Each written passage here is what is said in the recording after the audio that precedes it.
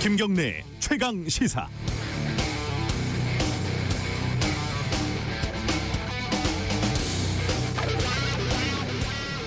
오늘 아침은 당혹스럽다, 이 말로 시작할 수밖에 없겠습니다.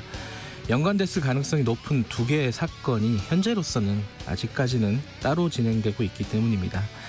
밤사이에 확인된 박원순 서울시장의 사망, 지금 시점에서는 아직 사망 원인이 구체적으로 파악되지 않고 있습니다. 다만 추측할 뿐이죠.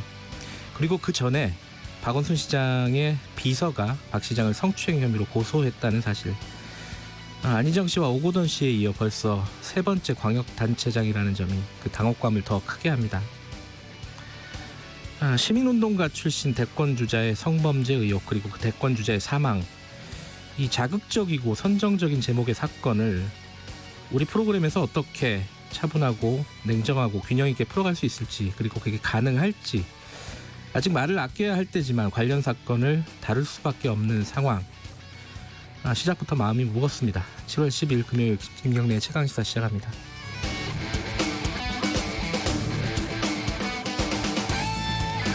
네, 김경래의 최강시사 유튜브 라이브 열려 있습니다. 실시간 방송 보실 수 있고요. 샵 9730으로 문자 참여 기다립니다. 짧은 문자는 50원, 긴 문자는 100원.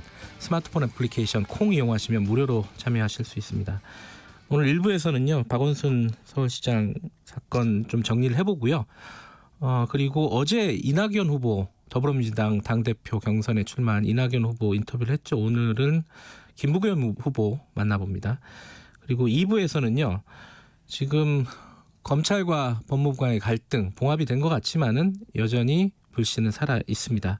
그리고 법무부 알림이 사전에 유출됐다라는 논란이 있는데, 그 부분에 대해서 통합당 유상범 의원, 그리고 열린민주당 최강욱 대표 차례로 연결해 보겠습니다.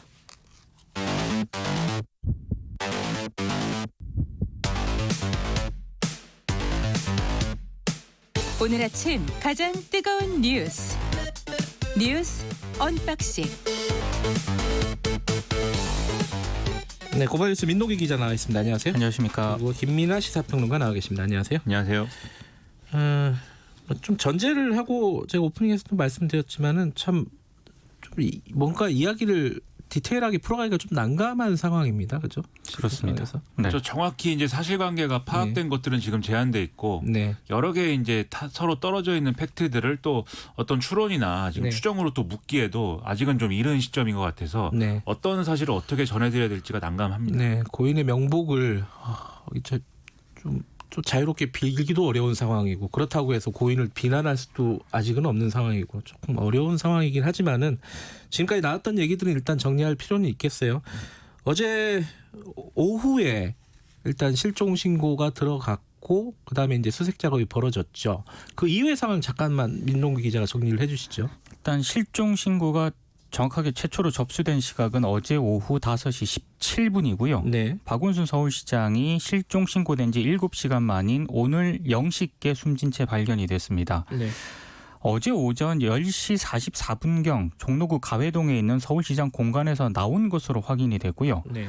경찰은 박 시장의 휴대전화 번호가 성북구 길상사 인근에서 마지막으로 확인이 된 것을 확인을 했고, 네. 주변을 집중 수색을 했습니다.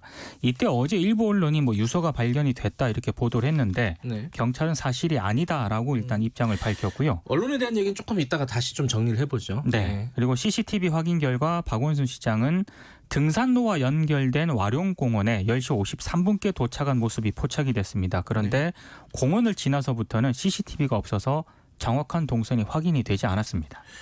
일단 밤사이에 수색 작업을 거쳐가지고 자정 무렵에 시신이 발견이 됐고, 여기까지는 이제 그쪽 얘기인데, 지금 이제 그 전에 박 시장의 비서가 박 시장을 고소했다라고, 이건 경찰이 확인을 해준 내용이죠, 그죠? 그렇습니다. 어제 이제 SBS와 MBC 등이 이제 예. 2017년부터 이제 박원순 시장의 비서로 일했던 A 씨가 서울지방경찰청을 찾아서 지속적인 성추행을 당했다라는 취지의 어떤 고소장을 접수했다. 네. 이렇게 보도를 했는데요. 이 내용은 이제 뭐 박원순 시장이 뭐 신체 접촉, 부적절한 신체 접촉을 했고 그 외에 여러 차례 메신저 등을 통해서 어떤 개인적인 사진을 보냈다. 그리고 피해자는 본인 말고도 많은데 뭐 박원순 시장이 무서워서 뭐 말들을 못 하고 있고 자신이 이제 그래서 나섰다 뭐 이런 내용이다라는 것을 경찰이 일단은 뭐 확인을 한 그런 내용의 보도였습니다. 일단 거기까지는 확인이 됐지만 그 이후에 이제 디테일한 내용들은 아직 전해지지 않고 그렇습니다. 있는 상황이고요. 네. 여기서 잠깐요. 그 KBS 보도국 잠깐 연결해서 그 경찰 쪽 상황 좀 아직 연결이 안 됐나요? 예, 연결 좀 부탁드리고요. 자, 경찰이 지금 이 사망 원인에 대해서 타살 혐의라든가 뭐 이런 부분에 대한 얘기들은 좀 확인이 됐나요? 일단 현재까지는 타살 혐의점이 없다. 그래서 극단적 선택을 한 것으로 추정만 하고 있는 그런 상황입니다. 네. 그리고 경찰이 어제 박원순 시장 사인은 네. 고인과 유족의 명예를 위해서 발표하지 않기로 했다. 네. 이런 입장을 밝힌 그런 상황이고요. 예. 아마 정확한 사인은 조금 시간이 걸릴 것으로 보입니다. 일단 유서가 발견됐다라는 일부 뭐 전원 같은 것들은 사실이 아니라는 것이고 어제 이런 보도가 좀 많았었거든요. 예, 예. 그리고 타살 혐의는 지금 없는 것으로 일단은. 현재까지는 없는 것으로 파악을 하고 있습니다. 그러면 부검은 어떻게 되는 건가요? 부검 등등을 뭐 진행할지 여부에 대해서도 이제 유족들하고 이제 협의를 좀 해야 될 것이고 네. 이후의 상황들은 어쨌든 종합적으로 수사해서 뭐 차후에 밝히겠다 정도의 내용을 이제 경찰이 이 간밤 사이에는 그 정도의 내용을 브리핑한 것으로 이제 돼 있습니다. 그러면 빈소는 좀 서울대병원에서 차려지게 되는 그렇습니다. 건가요? 예. 그럼 오늘부터 아마 그런 자세한 어떤 뭐 일정이라든가 이런 건 아직 구체적으로 나오진 않은 그런 상황입니다. 서울시에서 공식적으로 좀 발표가 있겠죠, 아무래도. 오전 중으로 그렇습니다. 발표를 할 것 같습니다. 오늘 오전 중으로 이제 발표를 하게 되고 지금 네. 서울시의 경우에는 일단 지방자치단체장이 거리가 되면 부단체장이 그 권한을 대행하도록 돼 있기 때문에 네. 이 법에 따라서 이 보궐선거가 치러지기 전까지는 서정엽 행정일부시장이 이제 권한 대행을 맡게 되고 예. 그래서 오전 중으로 아마 이 서정엽 부시장이 좀 이제 내용을 발표할 것이고 그 장례의 경우에는 뭐 유족과 상의해서 진행한다 이런 정도의 내용을 이제 논의하고 있는 것으로 알려졌습니다. 장례 가족들도 지금 경황이 없기 때문에 네. 사실 이제 뭔가 구체적으로 하나씩 차분히 좀 기다려야 될 부분인 것 같기도 합니다. 보도국 연결됐다고 합니다. KBS 공민경 기자 나와 계시죠? 네. 경찰에서 저희들이 잠깐 얘기했는데 추가적으로 박 시장의 사인이나 이런 부분에 대해서 밝힌 부분이 있나요? 타살 혐의점은 없다 뭐 이런 얘기들은 저희들이 보도를 통해서 본 것 같은데. 네, 경찰은 시신의 겉모습과 주변에서 발견된 소지품 등을 토대로 박 시장의 신원을 확인했다고 설명을 했는데요. 네. 경찰은 박 시장이 어제 오전 서울 가해동 공간에 나선 뒤 택시를 타고 와룡공원에 왔고 이후 걸어서 북악산 자락까지 이동한 것으로 추정했습니다. 네. 감식 등을 진행하고는 있지만 타살 가능성은 낮다며 스스로 극단적인 선택을 한 것으로 보고 있습니다. 네. 다만 유족들을 고려해 구체적인 추정 사인은 밝힐 수 없다고 덧붙였습니다. 네네.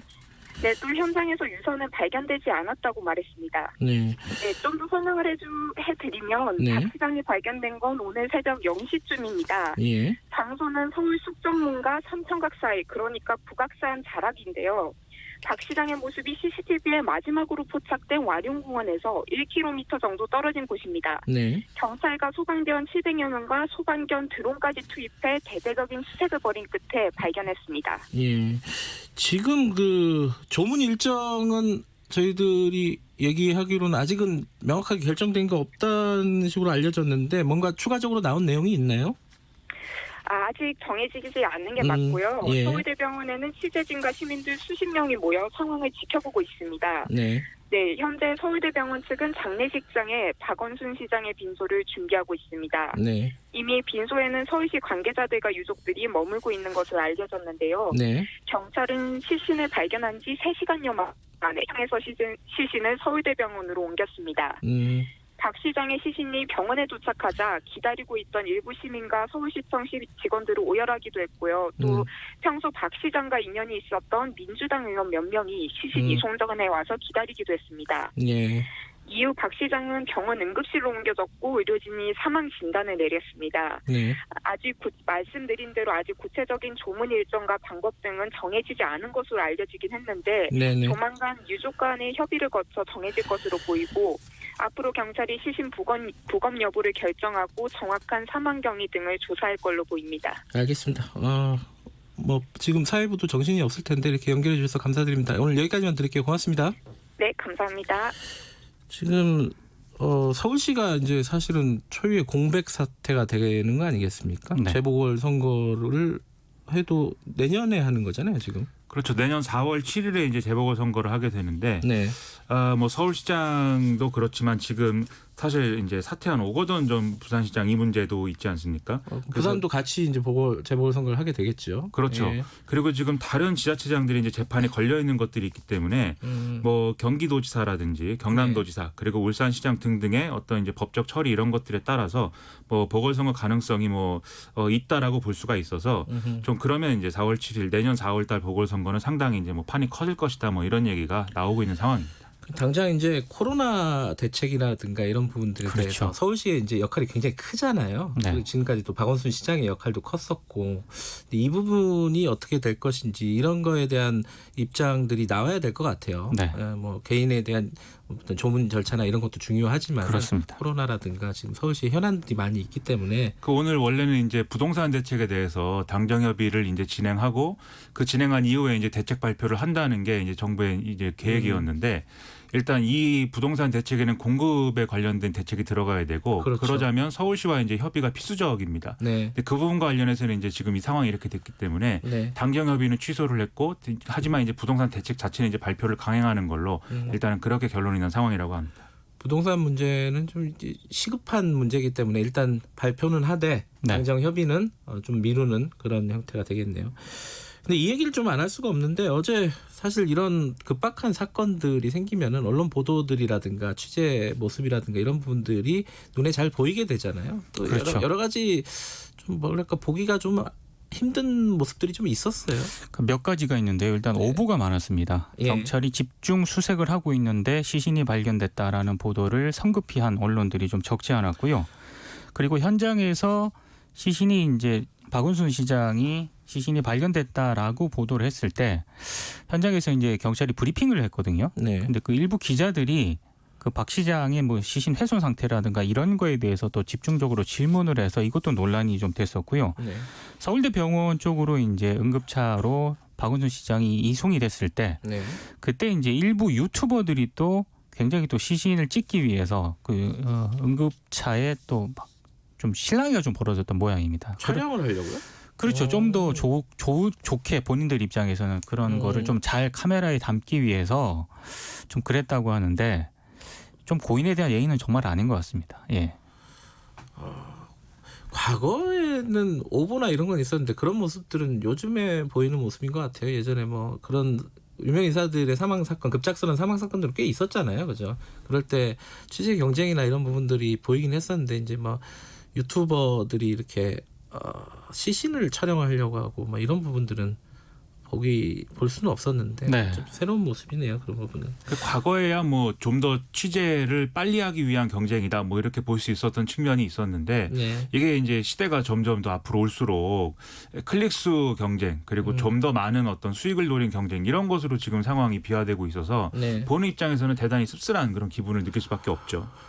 오보가 많은 건 이거 어떻게 봐야 될까? 이게 조금만 기다리면 되는 부분인데 어떻게 그런 오보들이 생산이 되는 건지 잘 모르겠습니다. 그래서 이제 음모론까지 지금 SNS에서는 나오고 있더라고요. 예. 그러니까 제가 봤을 때 음모론 자체도 문제지만 네.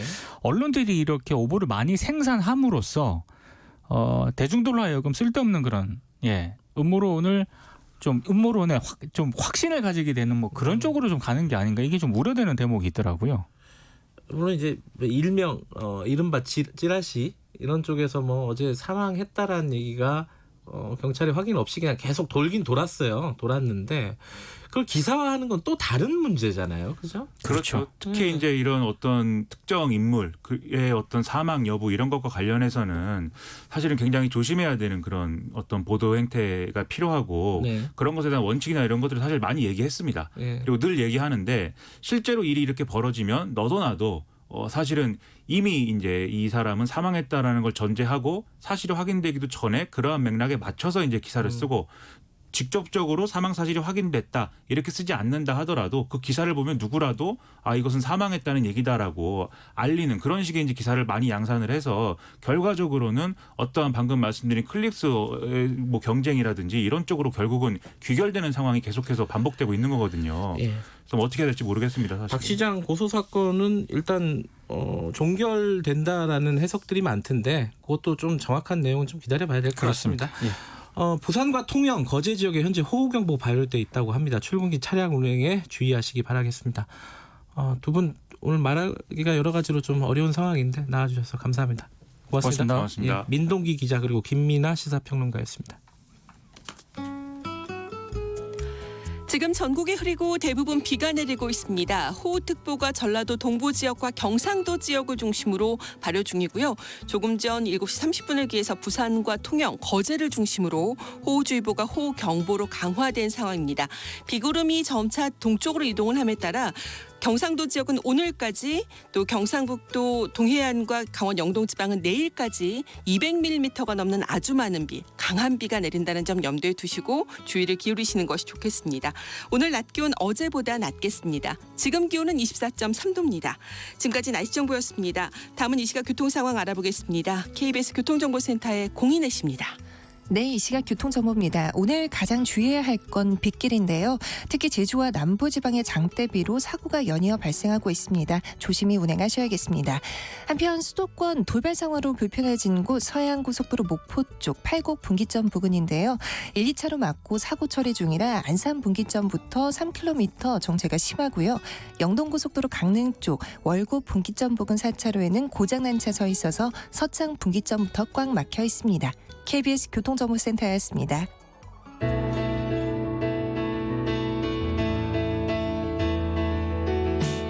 김경래의 최강시사는 여러분의 참여를 기다립니다. 참여를 원하시는 분은 샵 9730으로 문자메시지를 보내주세요.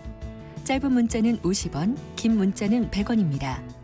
애플리케이션 콩으로는 무료로 참여하실 수 있습니다. 네, 더불어민주당 전당대회 다음 달 8월 29일에 있죠.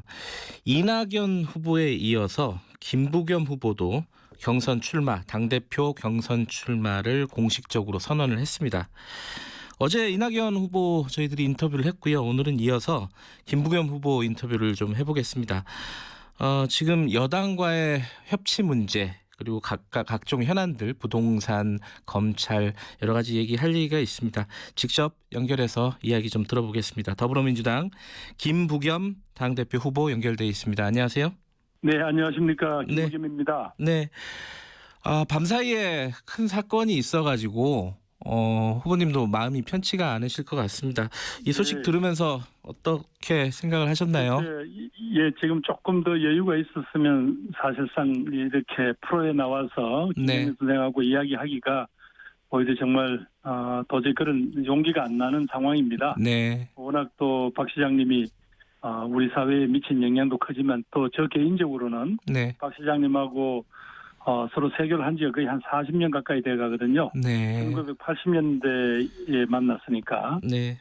그래서 너무 그 상처나 그 쇼크가 큽니다. 뭐 전체 국민들 전체가 좀 많이 충격을 받았을 것 같긴 한데 특히 이제 더불어민주당 여권 내부에서도 이게 지금 이제 사실관계를 더 파악해야 되는 상황이지만은 어쨌든 성추행 의혹이 지금 나와 있는 상황이지 않습니까? 그래가지고 지금 안희정 씨 그리고 오거돈 전 부산시장 등 해가지고 잇따라서 이런 얘기들이 나오고 있어서 참 뭐랄까요? 지금 상황에서 어떻게 이 부분을 바라보고 계시는지 그 얘기를 안 여쭤볼 수가 없겠네요. 네, 뭐 여러 가지로 좀 국민들의 기대에 못 미친 부분이 있지만 또 이 부분은 또 고인의 명예와 관련된 부분이니까요. 네. 제가 말을 좀 덧붙이기는 조심스럽습니다. 알겠습니다. 그러면 이제 당대표 후보 출마하신 부분에 대해서 좀 여쭤보도록 하겠습니다. 어제 출마 선언을 하시면서 이 얘기를 하셨어요. 꽃가마 타는 대신에 땀 흘려서 노 젓겠다. 이게 구체적으로는 어떤 뜻일까요? 예, 이번에 뽑힐 당 대표는 지금 내년 4월에 이제 재보궐선거가 정말 여기저기서 큰 게 열릴 가능성이 커졌지 않습니까? 네. 그리고 또 대통령 후보 경선 관리를 해야 하고요. 네. 그다음에 2022년에 3월 달에는 대통령 선거, 6월 달에는 지방자치선거가 있습니다. 네. 이렇게 따진다면 지금 당대표가 무려 이런 4차례의 중요한 선거를 책임지고 말하자면 지휘를 해야 하는데 네. 이런 어떤 중차대한 인물을 두고 중간에 이제 대선 후보가 되기 위해서 중간에 사임을 한다든가 네. 이렇게 될 수는 없는 거 아니냐. 그렇다면 제 개인적인 어떤 뭐 대선에 직접 출마한다든가 하는 이런 어떤 욕심을 다 접어두고 적어도 이 당을 안정적으로 국민의 바다 속에서 이렇게 띄우는 그런 역할을 하는 당 대표가 되겠다. 그런 취지로 말씀드렸습니다. 그럼 이낙연 후보가 당선이 되면은 내년에 이제 7개월 만에 당 대표를 그만둬야 되는 상황이 되지 않습니까? 예, 현재 우리 당원에 따르면 내년 3월에는 사임을 해야 되게 돼 있습니다. 어찌됐든 그 김부겸 후보께서는 당 대표가 되신다면은 중간에 사임하는 일 없이 임기를 다 채우겠다는 말씀이시고 그 말은 곧 대선 후보에 나가지 않겠다 이런 말씀이신 거지 않습니까? 그렇죠. 왜냐하면 이 시기에 저희 당원들이나 지지자들이 저를 선택해 주었다는 그 무거운 책임감을 어떻게 제가 모르겠습니까? 근데 거기에 제 책임을 다해야 된다. 그래서 제가 중간에 임기를 끝까지 채우면서 네. 당의 4차례 큰 선거를 책임지겠다 그런 취지로 말씀드렸습니다. 네. 그런데 이제 이낙연 후보 같은 경우에는요 여권 내부에서도 마찬가지고 전체적으로 봐도 대통령 후보자로서의 지지율 같은 것들이 가장 높지 않습니까? 여러 가지로 좀 부담스러운 승부가 될 것 같아요. 김부겸 후보한테는 어떤 전략을 갖고 계십니까? 이 부분에 대해서는? 그래서 많은 분들이 이제 어떻게 차별화를 할 거냐라는 걸 질문을 주시는데 쉽지 않습니다. 두 사람이 그동안 여러 가지 정치적인 입장 표면 자체도 크게 다르지 않을 뿐만 아니라 또 무엇보다도 문재인 정부의 초대 국무총리 또 초대 행정안전부 장관을 지냈고 내각 내에서도 여러 가지 협의할 일이 많았지 않겠습니까? 그렇겠죠. 네. 그래서 서로 쉽지 않은 겁니다만은 다만 이제 몇 가지 정책이라든가 당의 운영에 있어서는 조금씩 서로 입장이 다를 수 있습니다. 네. 이제 그런 부분들에 대해서 정확하게 이야기를 하고 거기서 이제 우리 당원이나 우리 대의원들의 판단을 기다리는 거죠. 네. 현안에 대한 입장들을 좀 들어보면은 차별화가 생길 수도 있을 것 같습니다. 하나씩 좀 여쭤볼게요.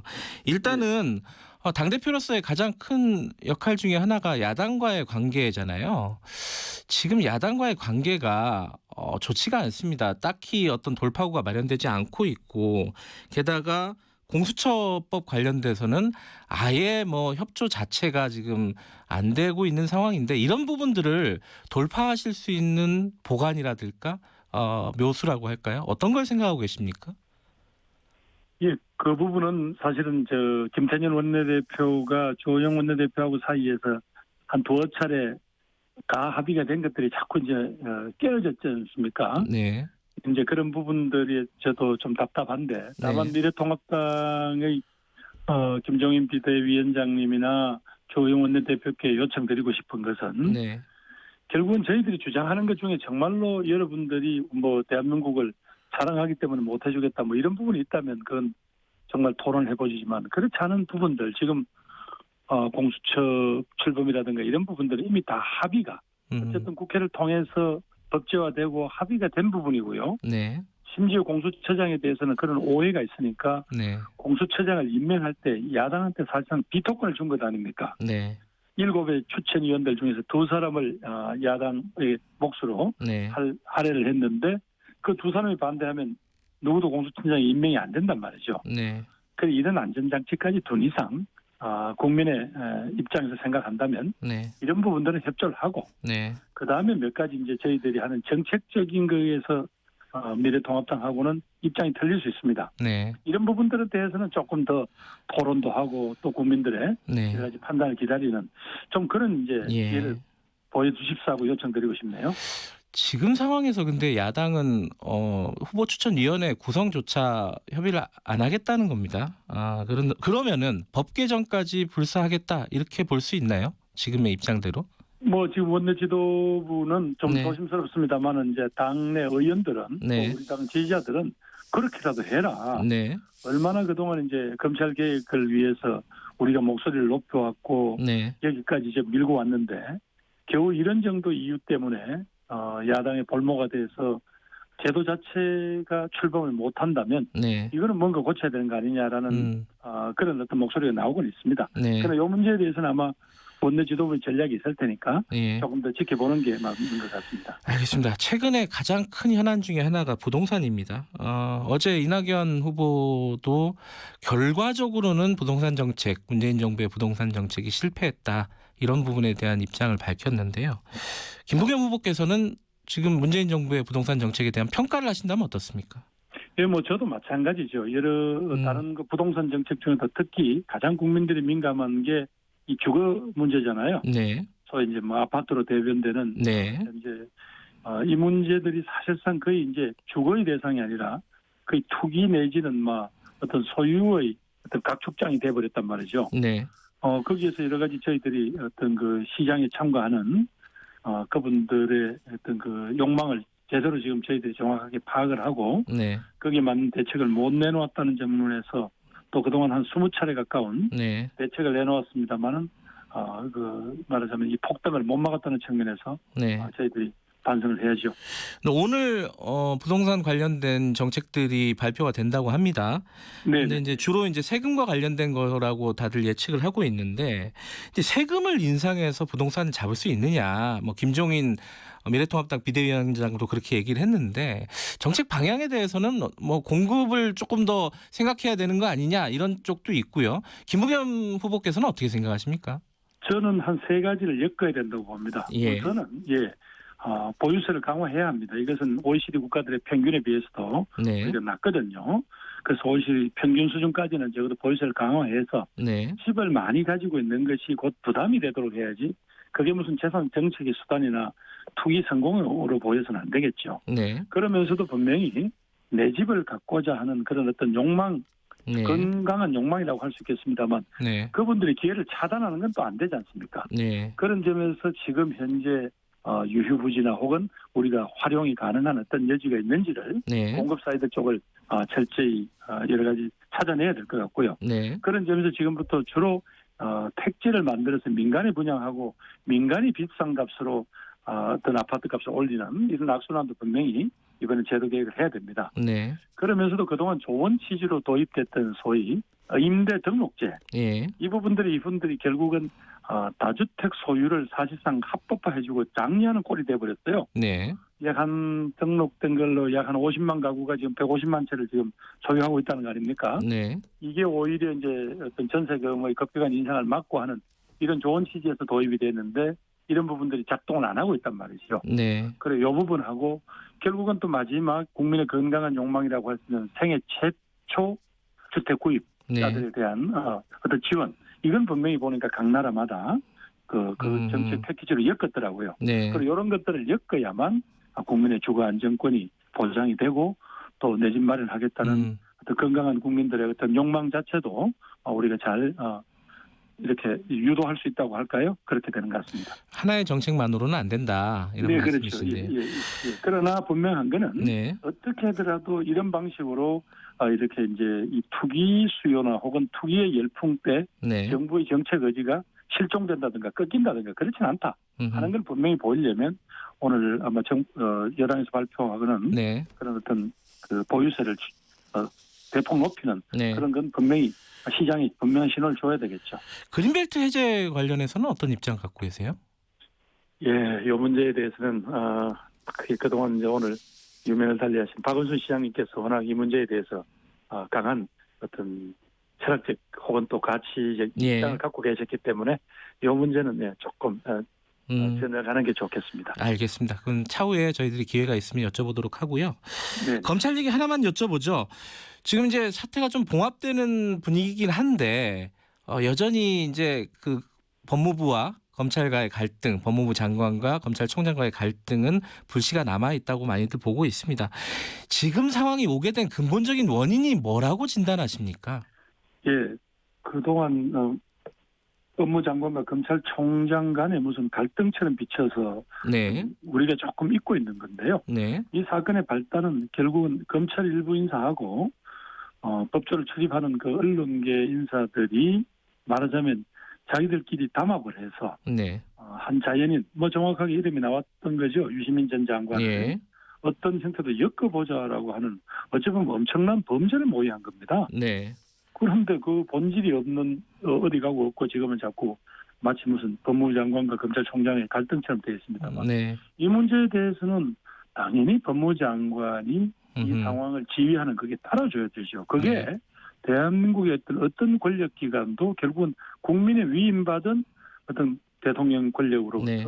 말하자면 지휘, 문민 통제를 받아야 되는 겁니다. 네. 그거 자체를 부인하게 되면 이거 우리가 지금까지 합의한 민주공화정의 원리를 부인하는 건데요. 네. 사실 오늘 인터뷰를 하면서 김부겸 후보께 이 질문이 가장 좀 궁금했어요. 어떻게 대답하실지. 개헌에 대한 필요성 얘기 계속 해오셨잖아요, 지금까지. 예, 그렇습니다. 예. 당대표가 되신다면은 이 개헌 논의를 본격적으로 추진하실 계획이 있으신가요? 적어도 당과 국회에 어떤 이런 논의기구를 만들 것을 당의 논의기구가 있을 거고요. 네. 적어도 국회의장님한테 요청을 하겠습니다. 네. 그래서 당장 내년에 그다음 해에 이렇게 실시한다 그러면 거부감이 있겠지만 네. 몇 년 기간 두고 예를 들면 4, 5년 이후에 실시할 누구도 그 결과를 예측하지 않을 어떤 그런 시점에 실시하는 조건으로 네. 현재 우리 헌법이 조금 한 제정된 지가 30년이 넘으니까 여러 가지 이제 현실하고 맞지 않는 부분들이 있잖아요. 네.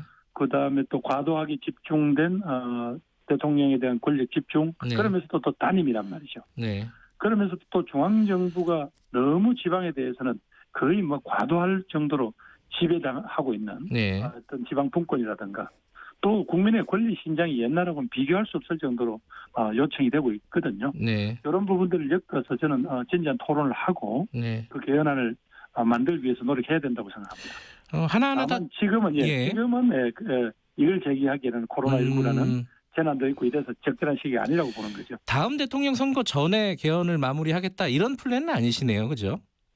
아니 이제 논의를 하고 결정을 하더라도 네. 그 개헌안이 적용되는 시기가 예. 누구도 예측 못하는 몇 년 후로 잡아두면 말하자면 논쟁이 지금처럼 어떤 정파의 이해관계나 정당의 이해관계 때문에 네. 논의가 이렇게 흔들리지 않을 거다 그런 생각입니다. 예, 오늘 여러 가지 사정으로 사실 질문을 못 드린 부분들이 많은데 혹시 꼭 하시고 싶었는데 못 하신 말씀 있으면 듣고 마무리하겠습니다. 예, 아침 출근 시간이라서 조심스럽습니다만은 네. 정말 박원순 시장께서 그동안 우리 곁에 계시면서 참 많은 변화를 시도하셨고 또 업적도 남기셨습니다. 네. 그래서 고인이 갑자기 저희 곁을 떠난 데 대해서 모두 안타까움을 금할 길이 없고요. 네. 고인의 명복을 빕니다. 예. 알겠습니다. 어려운 상황에서 인터뷰 응해 주셔서 감사합니다. 네, 고맙습니다. 네, 더불어민주당 당대표 후보 김부겸 전 의원이었습니다. 네, 박원순 전 서울시장 사망 사건과 관련해서 여러 가지 문자를 보내주시고 계시네요. 김영진 님이 오늘 비까지 오네요. 먹먹하기도 하고 생각이 많아지기도 합니다. 이런 말씀 보내주셨고 서주현 님은 피해자를 비난하는 얘기가 나올까 무섭기도 하다. 이런 우려가 있지요. 5007님이 박원순 시장의 인권 변호사 활동하던 그 과거의 모습이 그립다. 이런 말씀도 보내주셨습니다. 자, 김경래 채널에서 1부는 여기까지 하겠습니다. 2부에서는 검찰 법무부 갈등 지금 그 상황에 대해서 열린민주당 최강욱 의원, 통합당 유상범 의원 만나봅니다. 2부에서 뵙겠습니다. 시원해. 엄마, 에어컨은 왜 시원해요? 그건 냉매라는 물질 덕분이야. 그럼 냉장고는 왜 차가워요? 그것도 냉매 덕분이지. 하지만 공기로 새 나가면 지구를 아프게 하는 온실가스가 된대요. 냉매 관리 잘하면 여름이 시원? 시원해. 냉매 관리 잘하면 음식이 신선해. 냉매 관리 잘하면 시원하고 신선해. 우리 모두 냉매 관리합시다. 냉매 관리는 기후변화 대응 정책과 함께합니다. 우리 모두 냉매 관리 잘해요. 환경부 한국환경공단. 안녕하세요. 대한치과교정학회 회장 김경호입니다. 우리 아이도 주걱턱이나 무턱, 덧니가 있을까 걱정되시나요? 교정치료가 필요할지 시기는 언제가 좋을지 고민이라면 7세부터 교정검진을 받아보세요. 7살이 되면 적절한 교정치료 시기를 확인할 수 있고 치료를 통해 발치와 수술 가능성을 낮추며 올바른 구강위생 관리 습관을 기를 수 있습니다. 이제 교정학회 홈페이지에서 가까운 교정의사를 찾아보세요. 이 캠페인은 대한치과교정학회와 함께합니다. 말 같은 말.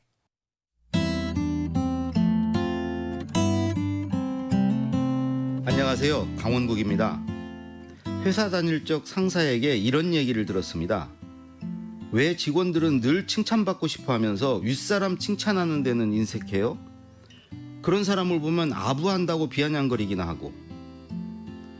조직에서 상사를 따르는 건 당연한데 상사를 향한 칭찬은 아부로 보입니다. 그런데 아부가 나쁘기만 한 건 아니죠. 상사에게뿐만 아니라 이성에게 구애하는 과정에서도 사람들은 아부합니다. I love you. 이게 잘못인가요? 아부가 쉬운 건 아닙니다. 아부를 잘하려면 퍼스트 펭귄이 되어야 합니다. 펭귄 무리 중 한 마리가 먼저 바다에 뛰어들면 나머지 펭귄들도 이를 따른다고 하죠. 상사가 성과를 냈을 때 용기를 내서 가장 먼저 칭찬하면 뒤이어 너나 없이 칭찬에 동참하게 될 것입니다. 이때 상사의 기억에 남는 사람은 누굴까요? 가장 먼저 말을 꺼낸 바로 그 첫 번째 펭귄입니다. 그렇다고 노골적이어선 곤란합니다. 아부받는 상대가 개면쩍어 하면 역효과가 나지요. 칭찬인 듯 칭찬 아닌 칭찬 같은 애매모호함이 필요합니다. 지적인 줄 알았는데 듣고 보니 칭찬이더라. 아하. 뭐 이런 거 말이죠. 아부도 사실을 바탕으로 해야 합니다. 대단히, 굉장히, 진짜, 정말로 잘했다고 하기보다는 상사가 잘 이끌어준 덕분에 매출이 작년 대비 몇 % 올랐다. 이런 식으로 말해야 합니다. 사심을 갖고 아부하면 안 됩니다. 상사는 아첨하는 사람을 좋아하면서도 그의 의도를 알아챕니다. 사회생활 하루 이틀인가요? 아부를 통해 개인적인 이득을 챙기려는 느낌이 들면 가차없이 내치거나 멀리하게 되지요. 분별력도 필요합니다. 때와 장소를 구분해야 합니다. 아부하는 말과 그 사람이 없는 자리에서 하는 말이 달라서도 안 됩니다. 상사 앞에서는 용비어천가를 부르다가 없는 자리에서 뒷담화하면 호되게 뒤통수 맞을 수 있습니다. 누구나 아부할 수 있는 것도 아닙니다. 자기 할 바를 하는 사람에게만 아부할 자격이 주어집니다. 뭐 이렇게 어렵냐고요? 그래서 아부는 기술이 아니라 예술이라고 하지요. 강원국의 말 같은 말이었습니다.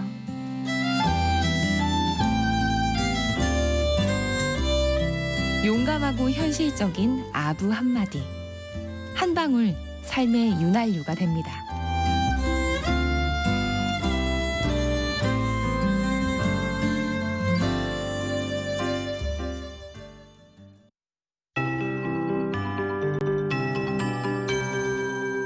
KBS 58분 날씨.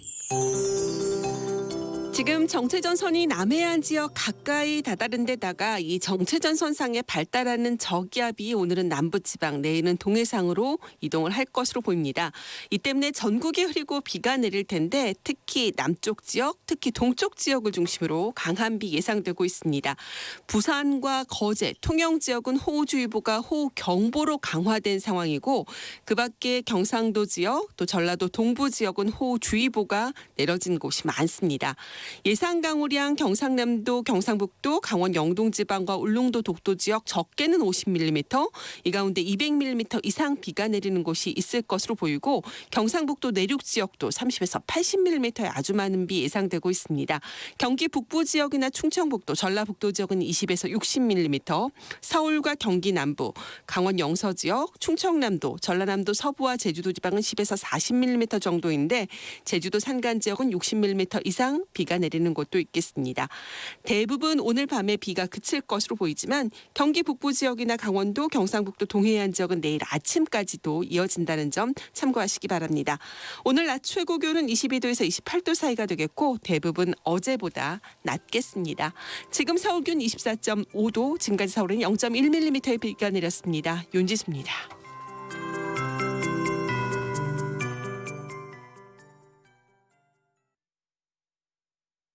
정성을 다하는 국민의 방송 KBS가 8시를 알려드립니다. AM 711kHz, FM 97.3MHz, KBS 1라디오입니다. HLKA.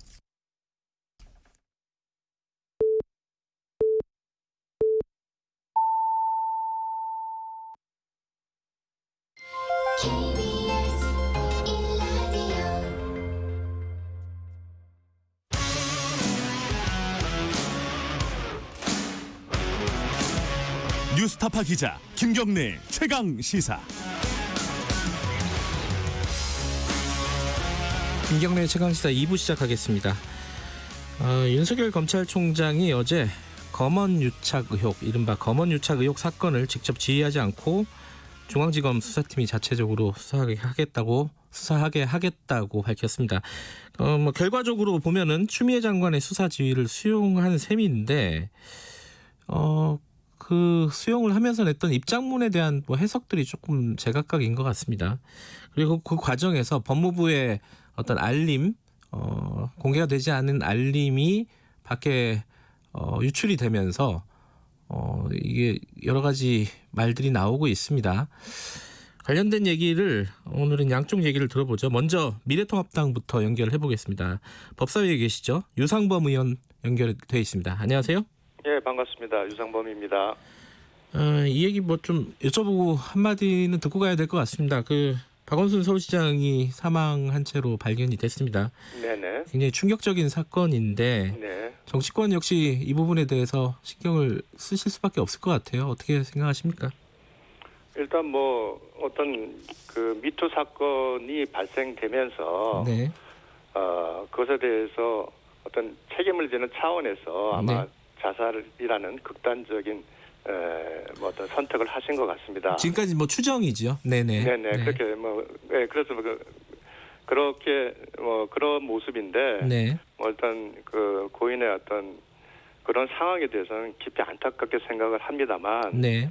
앞으로 그 과정에서 있었던 여러 가지 일들에 대해서는 네. 또 어느 정도 충분히 네. 밝혀져야 하지 않나 하는 생각을 좀 가지고 있습니다. 알겠습니다. 오늘 연결 드린 이유는 이제 어제 사실 추미애 장관의 수사 지휘 관련해 가지고 갈등이 일단은 봉합이 됐습니다. 추미애 장관의 수사 지휘가 받아들여진 거예요. 오랫동안 진통을 겪긴 했지만은. 네네. 이 갈등들을 계속 지켜봐 오셨을 것 같은데 어제의 결론 어떻게 생각하십니까? 먼저 추미애 장관의 수사 지휘는 네. 지난 검사장 회의에서도 논의되고 발표됐듯이 네.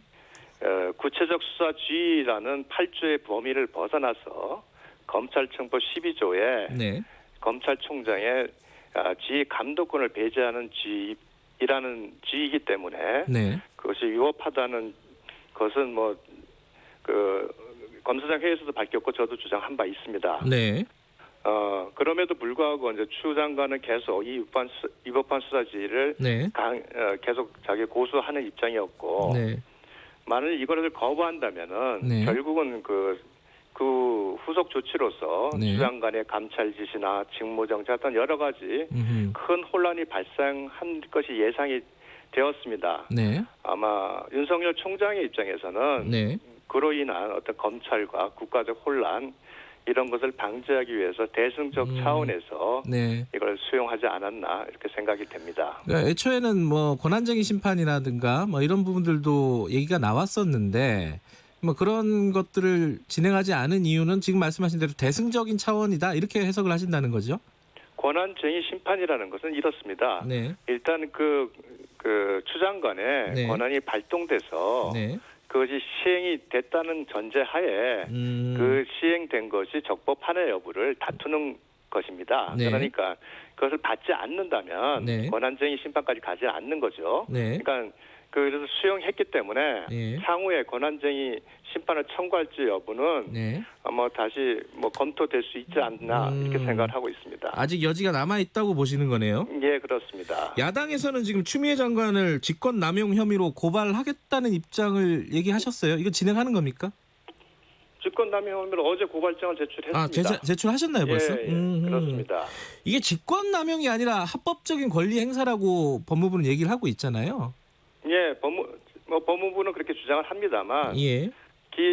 제가 조금 전에 말씀드렸듯이 네. 검사장 회의에서 추미애 장관이 임명한 네. 모두 검사장들입니다. 예. 그런 분들이 곧 있을 예. 인사로 인한 불이익이 예상되는 상황에서도 불구하고 네. 추미애 장관이 수사지휘는 위법하다고 이렇게 어떤 논의를 모았습니다. 네. 그것은 어떤 그 정무적 판단을 배제하고 법률가적 판단에서 네. 그렇게 논의를 한 것으로 보이고요. 예. 저 또한 법률가적 시각에서 보면 네. 추 장관의 그 수사지휘는 네.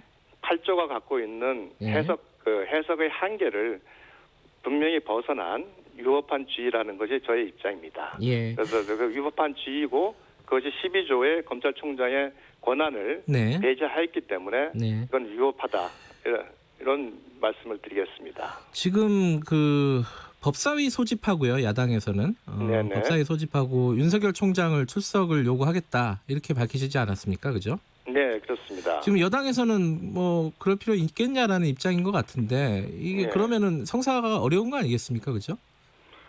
저희 그 통합당의 김도욱 간사께서 네. 백혜령 간사랑 민주당의 네. 윤호중 법사위원장한테 뭐 그 법사위 개최를 요구했습니다만 네. 방금 말씀하신 사유를 들어서 네. 거절을 했습니다. 예.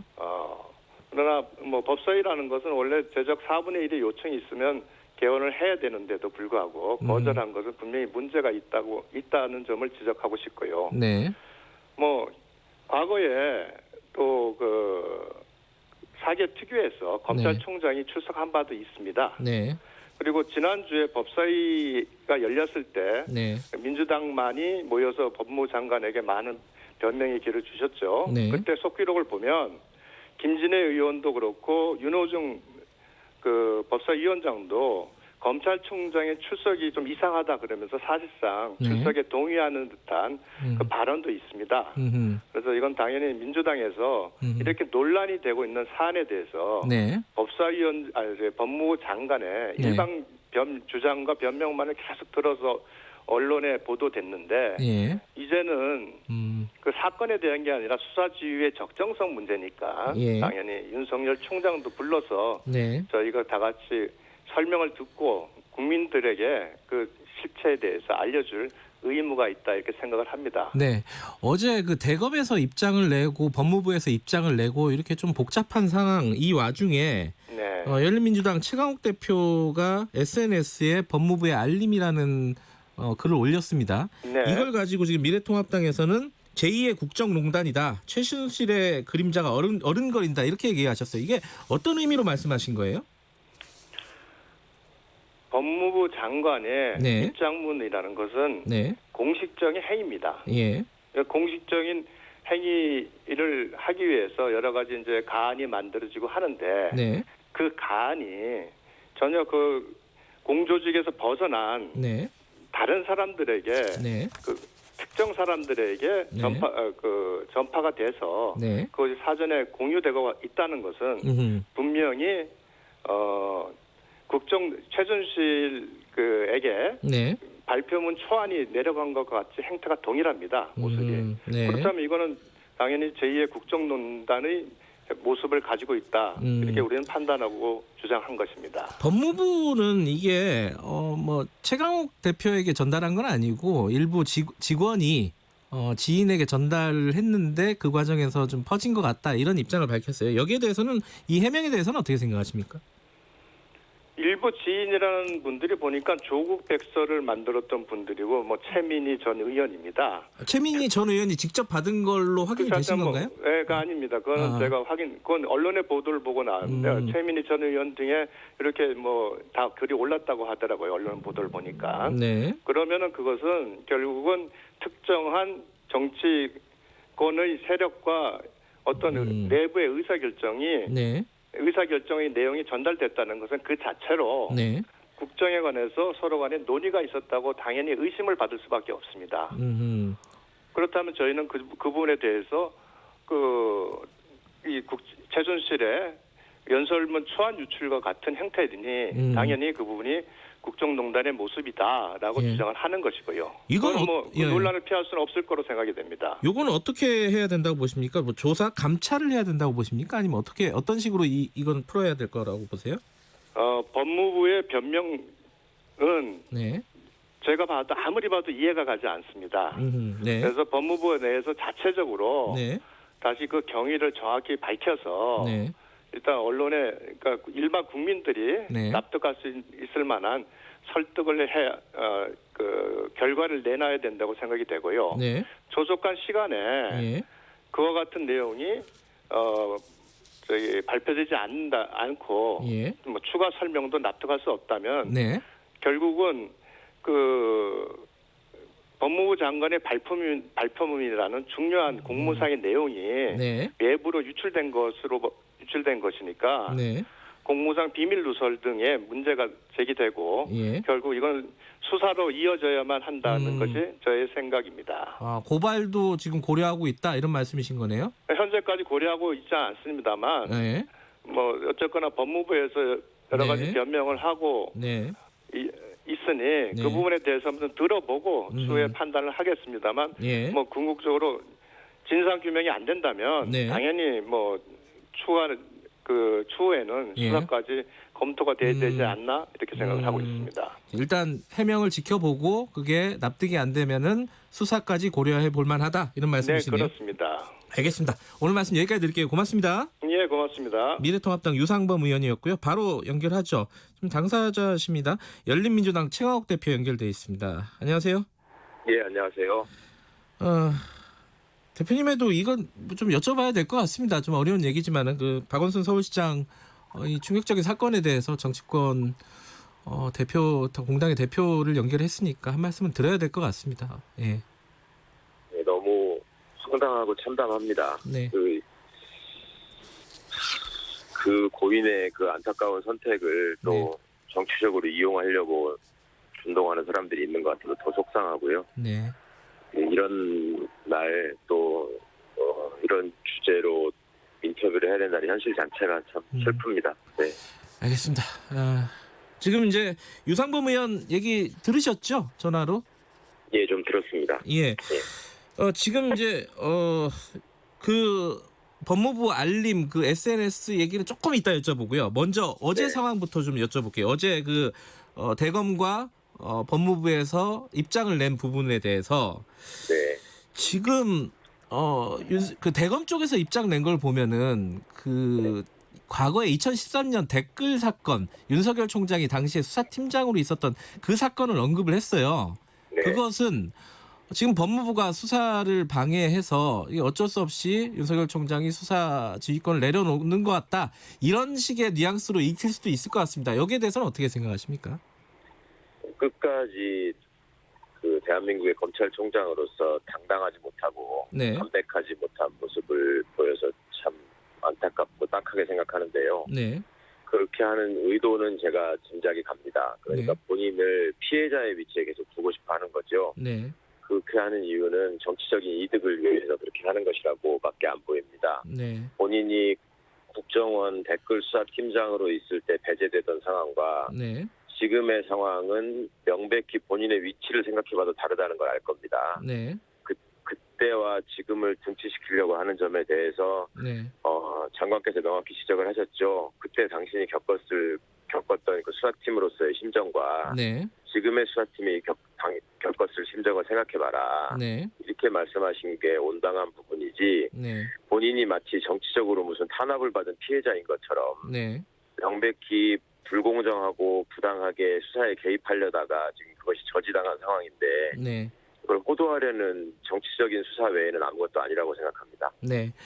그 입장문 어제 법무부의 입장문 초안이 밖으로 지금 네. 유출이 돼가지고 얘기가 나오고 있습니다. 그 네. 최강욱 대표께서도 SNS에 이 입장문 법무부 입장문 초안을 게시를 했다가 네. 삭제를 하셨습니다.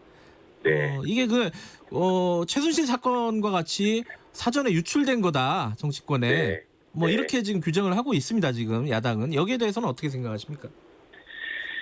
그러니까 역시 정치적 필요에 의해서 이제 국정농단이라는 단어를 써가면서 오버를 하시던데요. 네. 일단 저를 뭐 비선 실세로까지 이렇게 또 크게 평가해 주셔서 감사하긴 한데 네네. 그러려면은 좀 내용이 정교해야 될 것 같습니다. 예. 이렇게 좀 말씀을 드려볼게요. 첫 번째로 그 내용이 굉장히 엄청나고 파급력이 있는 것이어서 제가 비선 실세로서 국정농단을 한 거라면 네. 그렇게 뒤늦게 잠깐 올렸다가 내리면 안 되죠. 네. 그거를 계속 오랫동안 알렸어야 되고 또 제가 맨 처음에 그것을 공개한 사람이었어야 합니다. 네. 근데 그게 아니라는 것은 이제 이미 다 객관적인 증거로 확인이 된 상황이고요. 네. 그다음에 두 번째로 제가 그러면 그걸 20분 만에 내렸는데요. 네. 그 공식적으로 그 제시된 알림이 아니라는 얘기를 듣고 예.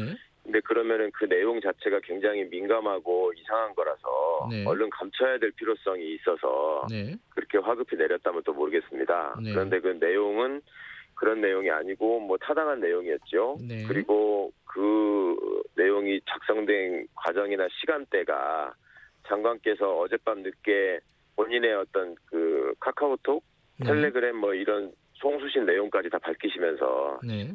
시간대를 확인하시지 않았습니까? 네. 그리고 그 내용이라는 것이 비밀스러운 게 아니고 장관은 공개하려고 하셨던 내용이잖아요. 네. 근데 대변인과의 소통이 좀 잘못돼서 네. 이게 무슨 초안으로서 폐기됐던 게 아니라 원래는 A안, B안으로 둘 다 나가는 거였는데 이어서 나가는 거였는데 네. 하나 B안만 나가는 바람에 생긴 혼선이다 이렇게 설명을 하셨고 그 원문들과 그것이 그 장관께 승인받는 과정 이런 것들이 다 공개가 됐습니다. 시간대가. 네. 그러면은 그 너무나 억지스러운 주장이 이제 밝혀진 상황인데 네. 지금도 이분들은 뭐 아직도 그 어떻게든 좀 이걸 키워서 정치적인 이득을 노려보려는 이런 생각에서 벗어나지 못한 것 같아서 네. 제발 좀 똑바로 좀 정신을 차리고 보셨으면 좋겠습니다. 상황을 이게 어렵지가 않습니다. 한글만 읽을 줄 알면 됩니다. 근데 이제 지금 아까 유상범 의원 얘기를 들어보면은 이제 네. 최강욱 의원 같은 경우에는 이제 법조인이시기도 하고 청와대 계시기도 네. 해서 아마 이런 문자를 법무부로부터 직접 이렇게 전달받은 그런 실세 아니냐 이런 뉘앙스가 네. 읽혀요. 유상범 의원 얘기가 아니더라도 최근에 이제 어제 난 보도들을 보면은 네. 그거는 지금 사실관계가 다르다라고 말씀하시는 거죠, 그죠? 그러니까 그렇게 해서 뭐라도 이렇게 이렇게 엮어보려고 하시는 것 같은데 그러기에는 제가 그걸 올린 시간이 너무 늦죠. 밤 10시가 다 돼서 올렸는데 네. 이게 이제 페이스북 타임라인을 저희가 다 검색을 해서 캡처해서 공개를 했습니다만은 한 8시 전부터 이게 이제 사람들한테 알려지기 시작했었더라고요. 네. 그렇다면 그렇게 어떤 일종의 공작을 생각했다면 처음부터 제가 그걸 알고 있었어야 되고 처음부터 올렸어야 한다는 말씀을 드린 겁니다. 그리고 또 일각에서 무슨 제가 최민희 의원님 그 페이스북 타임라인을 봤다고 했더니 그거하고 내용이 다르다 이렇게 말씀하시던데. 예, 문헌이 다르다 뭐 이렇게. 네, 문헌이 진짜로 어이가 없더라고요. 그거는. 그거 혹시 앵커께서 보셨습니까? 네, 그거 두 개 놓고 보면 다른가요? 그 글자가. 문자가 같은데 이제 지금 최강욱 대표께서는 그 네. 앞에다 제목을 달았다. 그러니까 그 부분을 가지고 얘기를 하는 것 같아요, 보니까. 그것도 제가 설명을 했죠. 그 내용이 길어서 제가 바로 페이스북 타임라인 바로 아래쪽에 보면은 법무부 알림이라고 해서 먼저 하나 올린 게 있고요. 예. 그거와 같이 다음에 또 나왔구나 해서 제가 법무부 알림이라는 동일한 형태로 알리는 게 좋겠다라고 해서 그 부분만 제가 붙인 것이지 내용의 문헌은 똑같은 거잖아요. 그게 핵심이지 지금 거기다가 다른 걸 가지고 한 거 아닌 것 같고 무슨 수명자라는 말은 저만 쓰는 말이다 이런 식으로 또 하셨던 것 같더라고요. 근데 보니까 무슨 뭐 군사법원에서 군 형사 절차에서나 쓰는 말이다 이렇게 말씀을 하시던데 정말로 무시개소치라고 말씀드리고 싶습니다. 그거는 원래 행정법상의 용어입니다. 그러니까 명령의 발령권자, 수명자 이렇게 얘기를 하고요. 그다음에 그 문장에 보시면 지휘권자라는 말이 나오거든요. 네. 그 군에서는 지휘권자라는 말을 쓰지 않죠. 지휘관이라고 하죠. 그러니까 조금만 생각해 보시면 이거 알 수 있는 얘기고 다 법 공부하신 분들이 행정법에 나오는 얘기를 여기다가 또 갖다 붙이시려고 하니까 예. 참 안타깝습니다. 여러 가지로. 그런데 예. 지금 만약에 이제 그 최강욱 의원께서 최민희 전 의원의 그거를 복사해가지고 제목만 바꿔서 붙여 달았을 뿐이다라고 했지만은 유상범 의원 얘기는 최민희 의원이 그럼 받은 거 아니냐 법무부로부터 그런 의혹인 거죠. 그러니까 누군가는 법무부의 직원으로부터 그걸 사전에 받았기 때문에 유출이 된 거 아니야. 이 부분은 조사가 필요하다. 이런 취지거든요. 이건 어떻게 보세요? 그러니까 그 조사가 필요하려면 그분이 말씀하신 것처럼 공무상 비밀이 누설됐으면 이게 필요하겠죠. 근데 공무상 비밀이라고 하는 거는 뭔가 민감해서 감춰야 되는 내용 아닙니까? 네. 근데 이거는 그게 아니고 장관께서는 원래 공개를 지시하신 내용이잖아요. 예. 그러니까 이건 공무상 비밀이 아닌 거고요. 예. 기본적으로 조사의 요건을 갖추지 못합니다. 그리고 그것이 어떻게 전달돼서 어떻게 외부에 유출된 저로서는 알 수가 없습니다만은 예. 그게 지금 일부 설명이 됐죠. 또 그 장관께서 연가 중이셨잖아요. 예. 그러니까 아마 카톡으로 대화를 주고받으신 것 같은데 그때 수행하던 비서진들은 장관이 바로 옆에서 이게 두 가지가 다 나가는 거라는 걸 알고 있었으니까 그거를 아는 분들한테 공개 지인들한테 보냈다는 건데 그게 그렇게 엄청난 일인가요? 그러니까 최순실 씨가 한 거는 아예 대통령의 연설문을 받아가지고 고쳐준 게 문제인 것이고요.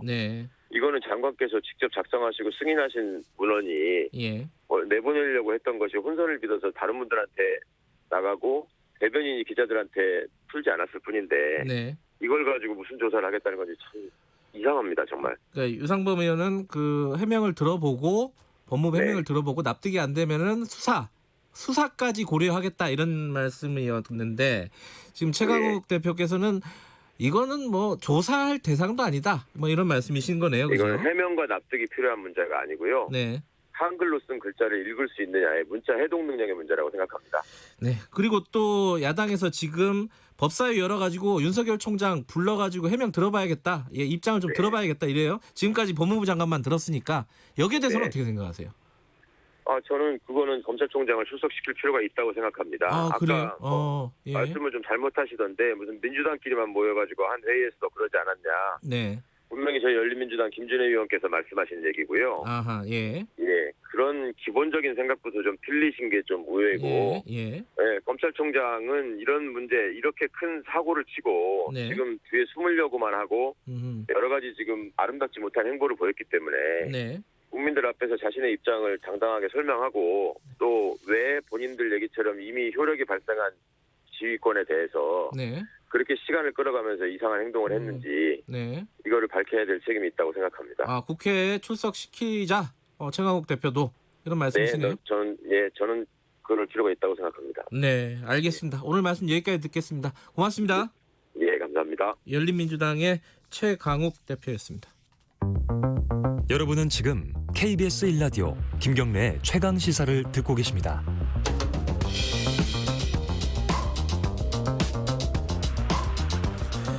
네, 오늘 부동산 추가 대책이 발표가 됩니다. 이 세금을 좀 올리는 방향으로 발표가 나올 거다라는 예상을 하고 있는데 어떻게 지금 예측이 되고 있는지 간단하게나마 좀 들어볼게요. KBS 박대기 기자 연결돼 있습니다. 나와 계시죠? 네, 안녕하십니까? 오늘 나오는 대책의 핵심은 뭐예요? 네, 오늘 나오는 대책 핵심은 종합부동산세 세율 강화입니다. 세율, 현재 최고 세율이 3.2%인데요. 최고 세율을 4.5%, 5%, 6% 중에 올리는 방안을 지금 검토를 하고 있는데 이 중에 가장 강력한 최고 세율 6% 인상안이 유력한 상황입니다. 그래요? 6%가 유력한 겁니까? 네. 이게 막 4%라고 쓴 기사도 보고 그랬는데 어찌됐든 뭐 더 강력하게 대책을 내놓을 가능성이 있다 이렇게 보시는 거네요, 그죠? 네, 사실 이제 그제까지만 해도 4% 말씀처럼 4% 안이 유력했었는데 마지막 조율 단계에서 당 쪽에서 여당 쪽에서 강력하게 이제 더 올려야 된다. 그래서 6% 안이 유력한 상황인데요. 현재 3.2%가 최고 세율이니까 뭐 구간별로 다를 수는 있지만 네. 대략 지금이 한 2배 정도까지 세금을 내야 된다 이렇게 보시면 될 것 같습니다. 뭐 세율도 그렇지만은 뭐 과표 기준, 과표 구간 그리고 뭐 장기 보유 세액공제 뭐 혜택 이런 것들 다 전반적으로 손 본다는 얘기잖아요. 오늘 발표가 될까요? 이런 부분들도? 네, 그렇습니다. 일단 과표 구간 같은 경우에는 조정이 될 수 있을 것 같습니다. 일단 최고 세율 아까 말씀드렸는데 네. 그걸 이제 내려고 하면 94억 원 이상을 가져야 되거든요. 네. 그렇기 때문에 너무 좀 과도하게 높다 그런 지적도 있기 때문에 최고 세율 구간을 좀 낮춰서 세금을 내는 사람을 더 많게 할 가능성이 있고요. 네. 그리고 기본공제 축소 같은 경우에도 검토는 했던 것 같은데 네. 이거는 이제 뭐 좀 소액 보유자의 좀 반발이나 불러올 수 있기 때문에 이거는 좀 높이기는 쉽지는 않을 것 같습니다. 현행은 6억 원인데요. 축소하자는 그런 의견도 있었지만은 축소는 좀 쉽지 않아 보이는 그런 걸로 관측이 되고 있습니다. 예. 하지만 이거는 아직 결정된 건 아니고요. 오전 네. 10시에 비상경제중앙대책본부 회의가 열리는데요. 네. 그 회의를 통해서 최종 결정이 되고 그 회의가 끝나는 오전 11시 반쯤에 네. 홍남기 부총리가 직접 브리핑을 할 예정입니다. 그렇군요.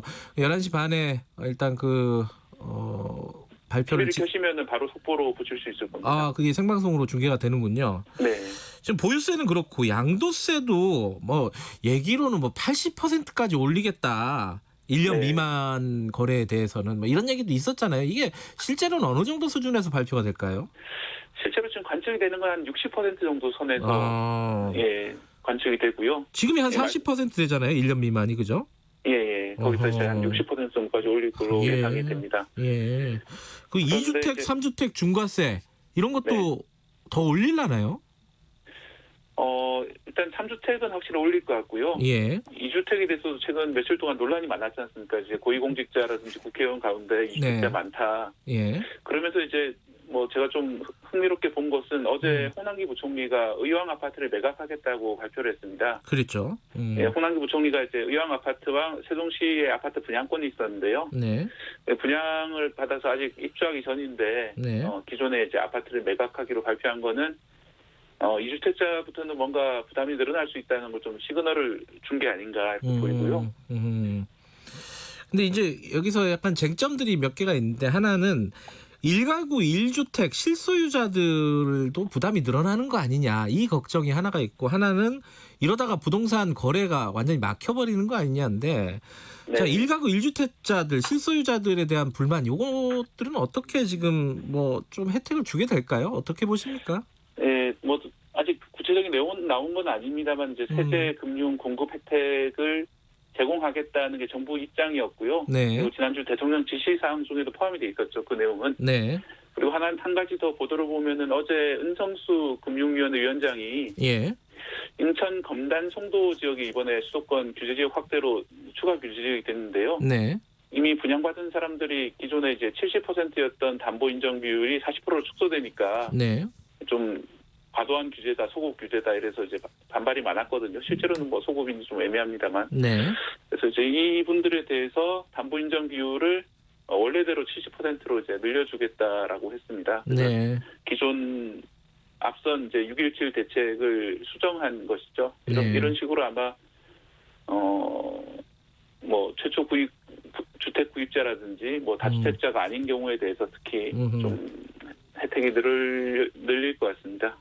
근데 지금 아까 또 하나의 걱정이 이렇게 뭐 거래세, 뭐 보유세 이런 거 다 늘리다 보면은 오도 가도 못하는 상황, 팔지도 못하고 사지도 못하는 상황, 이런 그 퇴로가 막혀버리는 상황, 네. 거래가 중단돼 버리는 상황, 요거에 대한 우려들이 있어요 실제로. 이건 어떻게 해야 할까요? 일단 이제 지금 현재 이제 주택 공급 물량이 부족하다. 특히 네. 이제 임대사업자 정책을 현 정부가 도입하면서 네. 임대주택으로 묶인 물량이 많지 않습니까? 그래서 예. 그 임대사업자 혜택을 소급적으로 좀 소멸시키자 이런 의견들이 많았는데요. 아마도 이 부분도 오늘 발표에 나올 텐데. 예. 또 일각에서는 이런 얘기가 있습니다. 임대사업자가 좀 많으니까 그 임대사업자를 그만두려고 하면 3천만 원 정도의 과태료를 내야 되거든요. 네. 그 과태료를 면제해주고 대신에 이제 임대사업자 혜택을 박탈하자 뭐 이런 의견도 여권 일부에서는 있습니다. 그래서 뭐 이런 안들이 아마 오늘 논의될 텐데 실제로 만약에 통과되게 되면은 임대주택이 급격하게 갑자기 줄어들면은 임대주택의 전월세 가격이 오를 수가 있습니다. 예. 그런 점 때문에 좀 고심을 하고 있는 것 같습니다. 예, 일단 뭐 오늘 11시 반에 발표를 지켜보고 다음에 다시 얘기 나눠보죠. 오늘 고맙습니다. 네, 고맙습니다. KBS 보도국의 박대기 기자였고요.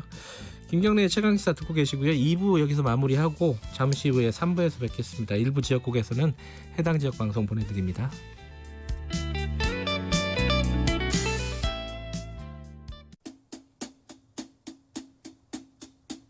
주진우 라이브, 주진우 라이브, 주진우 라이브, 주진우 라이브. 라이브가 좀 이상한데? 그러니까 많이 이상해. 다 이상. 매일 오후 5시 5분 주진우 라이브. 내일은 좀 더 나아질 거예요. 확실해요.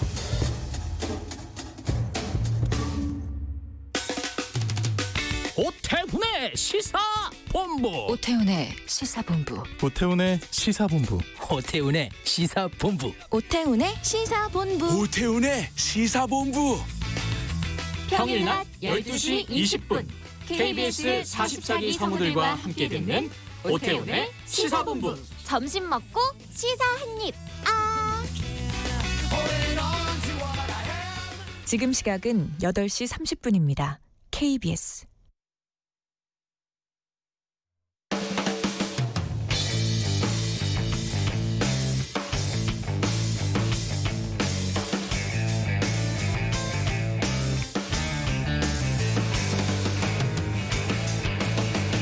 김경래의 최강 시사.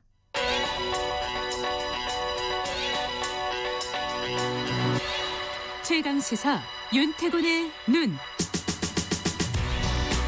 네, 윤태곤의 눈, 윤태곤 정치분석실장 나와 계십니다. 안녕하세요. 네, 안녕하세요.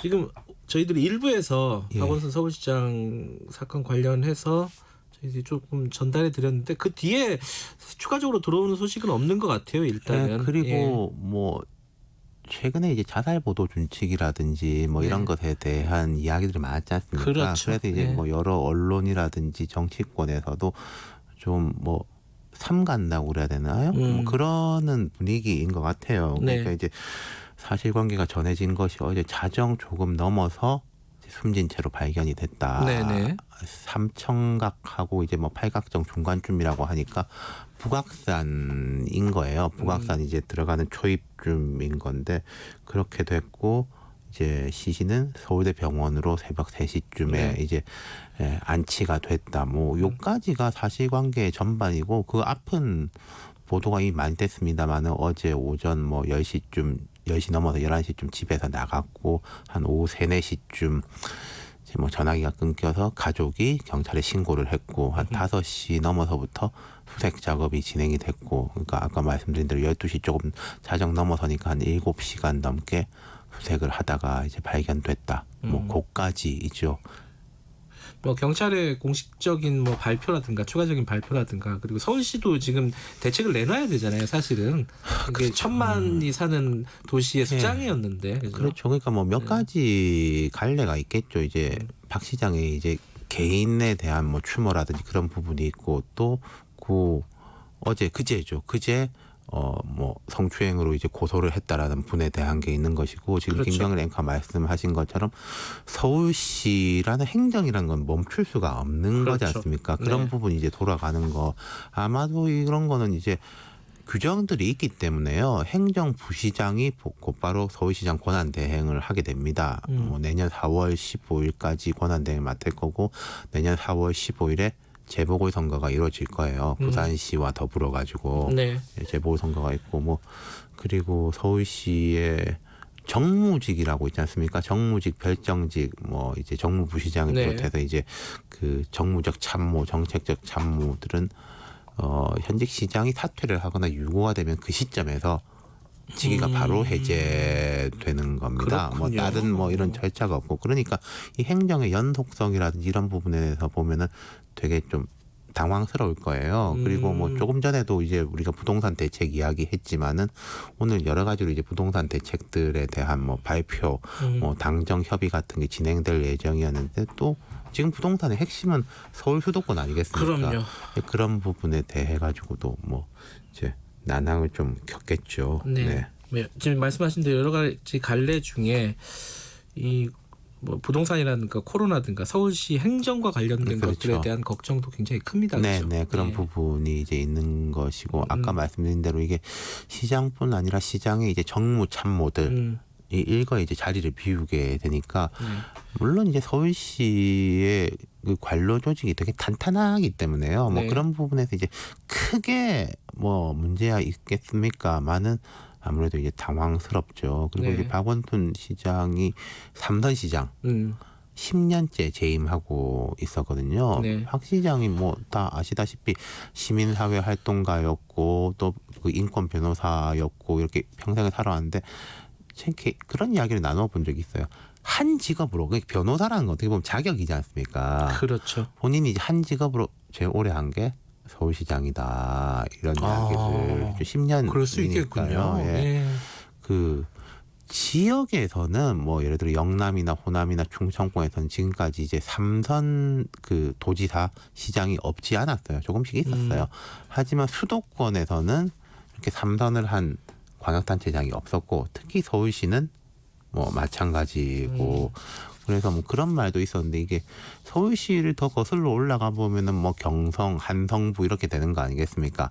한성이라는 그 행정 조직이 생기고 한성 판윤 중에서는 제일 오래 이렇게 재임했다. 그러니까 박원순 시장이 이제 뭐 긍정적이든 부정적이든 이 자리가 너무 크고 그 빈자리도 더 크겠죠. 그 자리만큼이나. 지금 들어온 소식을 보니까 서정엽 원래 행정부시장이죠. 지금 이제 서울시장 권한대행을 맡게 그렇게 됐는데 됩니다. 오늘 오전 9시에 시장 거리 상황에 대한 입장 향후 계획을 공식적으로 발표를 한다고 합니다. 이거를 듣고 그 얘기는 차후에 좀 진행이 될 것 같고요. 아마도 이제 뭐 행정 공백이 없게 만전을 기하겠다. 그렇죠. 뭐 그런 부분에 대한 이야기가 아닐까. 뭐 이제 또 시민들한테 대해 가지고 이제 뭐 송구스럽다 이런 이야기도 나오고 그렇게 되겠죠. 근데 지금 이제 이 얘기가 상당히 좀 난감한 게 아까 말씀하신 대로 성추행으로 고소한 당사자가 있고요. 그리고 또 그 지목된 사람 서울시장은 사망을 한 사건이란 말이에요. 그래가지고 그거에 대해서 얘기를 나누기가 좀 어려운 부분이에요. 사건을. 그렇죠. 그러니까 뭐 좀 갈피가 잘 안 잡힌다고 그래야 되나. 어쨌든 이제 돌아가신 분은 말씀이었고 법적으로도 공소권 없음 뭐 이렇게 되는 거 아니겠습니까? 수사가 중단이 되는 거죠. 그러니까 그 개인에 대해서는 이제 중단이 되는 것이고 또 고소한 분이 뭐 그 돌아가신 분 외에 뭐 다른 분들에 대해 가지고도 또 어떻게 할 게 있는지 없는지 그런 거는 살펴봐야 되겠고 뭐 여러 가지 이제 복잡한 것들이 있는 거죠. 그러니까 그런 것들을 좀 떠나서 원래 이제 정치를 다루는 시간이었기 때문에 정치권에 미칠 파장. 왜냐하면은 3선 서울시장이기도 하지만 아주 유력한 대권 주자이기도 했잖아요. 그렇죠? 그러니까 앞서 말씀드린 대로 첫 번째로 뭐 확실하게 말씀드리는 수 있는 것은 되게 혼란스럽고 충격. 이게 첫 번째고 그 다음에는 뭐 사실 유불리에 대한 계산들이 내부적으로 조금씩들 있겠죠. 그렇죠. 뭐 조금씩 있는 게 아니라 많이 있겠죠. 하지만 현재 분위기는 여건 야건 간에 다 말을 아끼는 분위기다. 이게 아까 말씀하신 그런 부분이 좀 수면 위로 부상하려면은 시간이 조금 걸릴 것 같아요. 그렇다고 뭐 시간이 되게 많이 걸릴 것 같지는 않고 좀 그런 것들. 그리고 이제 뭐 여권에서 보면 아까 제가 말씀드린 박원순 시장이 이제 10년째 재임하고 있는. 그러니까 문재인 정부가 출범한 지 이제 3년. 그러니까 여야 정권이 다시 교체된 지 민주당 정부로 교체된 지가 이제 3년이고 또 지금 이제 국회에서 압승을 했습니다만 20대 국회에서도 민주당이 일당을 했죠. 근데 박 시장의 10년이라는 것은 그 이명박 정부 때부터 그러니까 지금 민주당이 상황이 아주 안 좋을 때부터 박 시장은 이제 서울시를 이제 지키고 있었기 때문에 이 민주당과 뭐 범진보 진영으로서는 좀 자리를 항상 지키고 든든하게 지키고 있었던 그런 사람인 거죠. 그 부분이 이제 크게 다가올 것이고 뭐 다들 기억하실 텐데 박 시장이 시민단체 활동가 참여연대 그다음 뭐 아름다운 가게 등등 참여연대가 1994년인가 출범을 했을 건데 그 이전에는 제야단체라고들 흔히 우리가 이야기를 많이 했지 않습니까? 요즘은 잘 안 쓰는 단어인데. 제야단체 이미지는 아무래도 좀 정치적인 거죠. 민주화 투쟁, 반독재 투쟁 이런 부분에서 이제 어쨌든 민주화 이후에 새로운 지평 속에서 시민단체라는 개념이 사실 그 전에 우리나라에는 그 말도 잘 없었어요. NGO, 뭐 시민단체 이런 말을 사실상 수면 위로 끌어올린 사람이 이제 박원순 시장이었고 참여연대부터 시작했고 또 좀 다른 결의 아름다운 가게도 있었고 또 21세기 들어와서는 그 낙천 운동 16대 총선 때 그게 있었거든요. 그런 식으로 이제 뭔가 좀 개척을 하는 이제 혁신가의 이제 이미지가 강했고 그걸 바탕으로 해서 이제 2011년에 서울시장 출마 선언을 했는데 그런 게 있었죠. 그 전에 박원순, 박변이라고 흔히 불렀는데 박변은 아는 사람만 아는 어떤 면에서 보자면은 그리고 대중적으로는 저 사람 어디도 본 것 같은데 이런 수준이었는데 그 당시에 이제 서울시장 출마 선언을 하고 좀 지지율이 낮았는데 그때 역시 또 장외에 이제 인기 주자였었던 안철수 당시에는 교수죠. 안철수 교수가 박원순 변호사가 나보다 준비가 훨씬 더 잘 돼 있는 것 같다라고 이제 지지 선언을 하고 그리고 그 당시 민주당 후보하고 단일화를 해가지고 한나라당과 대결을 해가지고 이겼고 그 이후에 이제 재선 3선은 처음보다는 좀 훨씬 쉽게 됐던 게 있고 그리고 뭐 서울시장 3선이니까 서울시장 재출마는 못하는 것이고 당연하게 그 다음에 이제 수수는 대선 도전 쪽으로 가는 거였는데 사실은 최근에 보면은 그 지지율이 기대라든지 박원순 시장의 커리어만큼 나오지는 않았었어요. 맞아요. 그래서 조금 이제 그런 것 때문에 힘들어하는 것이 있었는데 그럼에도 불구하고 우리가 쭉 짚어본 이제 박원순의 서울시장으로서의 정치 인생 10년 그리고 그 이전에 이제 시민단체 활동가와 이것으로 하면 이제 거의 30년 인생에 이 저력이 있었기 때문에 기대를 가진 사람들이 많았는데 뭐 이렇게 돼버린 거고요. 또 이제 뭐 하나 짚을 것은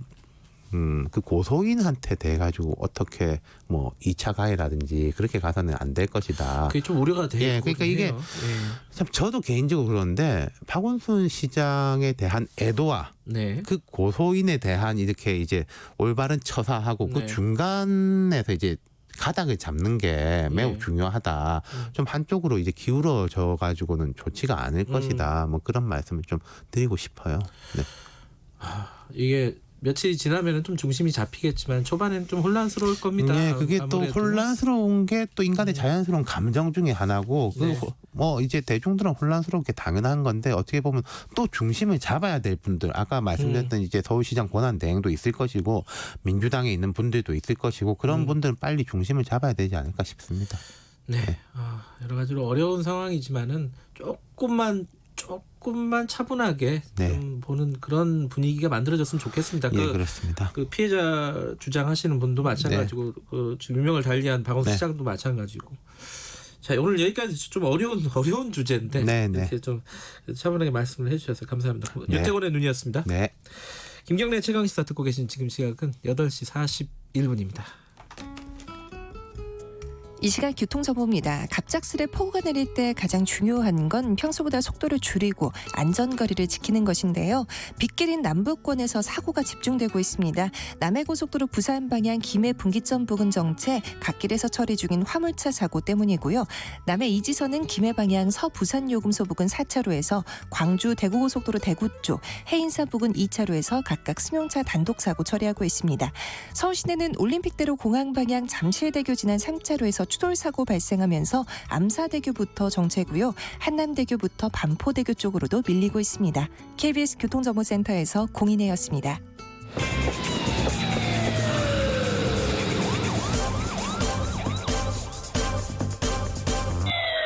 김경래의 최강시사. 네, 김경래의 최강시사 듣고 계십니다. 한 주간 화제가 됐던 정가 인물을 집중 탐구해보는 시간입니다. 주간 인물 토크쇼 여의도 신호등 오늘도 두 분 나와 계십니다. 김준우 변호사님 안녕하세요. 안녕하세요. 김준우 변호사입니다. 그리고 김태현 변호사님 안녕하세요. 안녕하세요. 예.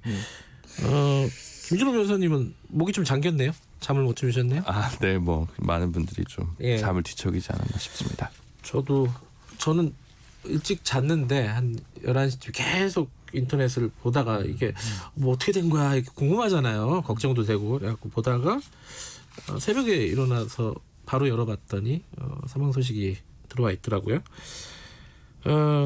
사실은 이분에 대해서 얘기는 오늘은 너무 많은 얘기를 할 필요는 없을 것 같아요. 그죠? 네. 이게 하루 만에 뭐 평가를 하기도 힘들고 지금 상황 파악도 제대로 안 돼 있는 상황이라서 요번 얘기는 뭐 다음으로 좀 미루도록 하고요. 그렇죠. 저는 뭐 그냥 하나만 뭐 이제 어쨌든 그 뭐랄까 기사거리를 주문하잖아요. 데스크가. 아 그렇죠. 네, 언론 같은 경우는 네. 어쨌든 기자협회에서 만든 그런 보도 준칙이 있으니까 특히 자살 보도 관련된 준칙들이 있죠. 그 자살 보도 준칙도 있고 성폭력 관련 보도 준칙도 있고 두 개가 다 얽혀 있는 거기 때문에 그래서 고인에 대한 애도와 또 피해 호소인에 대한 예의, 윤리 이런 것들을 좀 잘 교직해서 좀 기사량 자체 볼륨량을 좀 줄이더라도 좀 그런 것들을 좀 잘 고민하는 언론의 자세를 좀 당부드리고 싶은 생각이 듭니다. 아까 윤태곤 실장 얘기랑 맥이 같은 얘기예요. 김진우 변호사님 얘기도.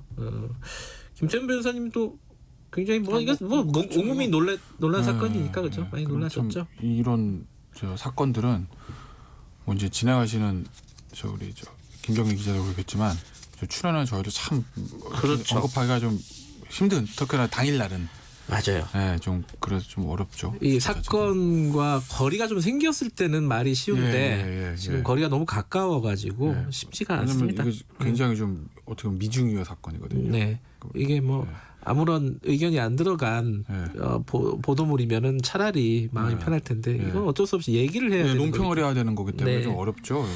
알겠습니다. 원래 이제 여의도 신호등은 주간 인물 토크쇼라고 해서 두 분이 한 분씩 선정을 해가지고 빨간불, 파란불 뭐 이런 식으로 진행을 하는 코너긴 한데 오늘은 조금만 좀 톤을 다운 시켜갖고 얘기를 하죠. 어쨌든 준비해 보신 한 주간의 화제 인물이라고 할까요? 네. 또 준비를 해오셨어요. 김준호 변호사님은 누구를 갖고 오셨습니까? 네, 뭐 이번 주에 뭐 빨간불, 파란불 이런 개념은 아니지만 어쨌든 노영민 비서실장. 네, 어떤 의미인지는 알겠고요. 부동산과 관련된 얘기겠죠.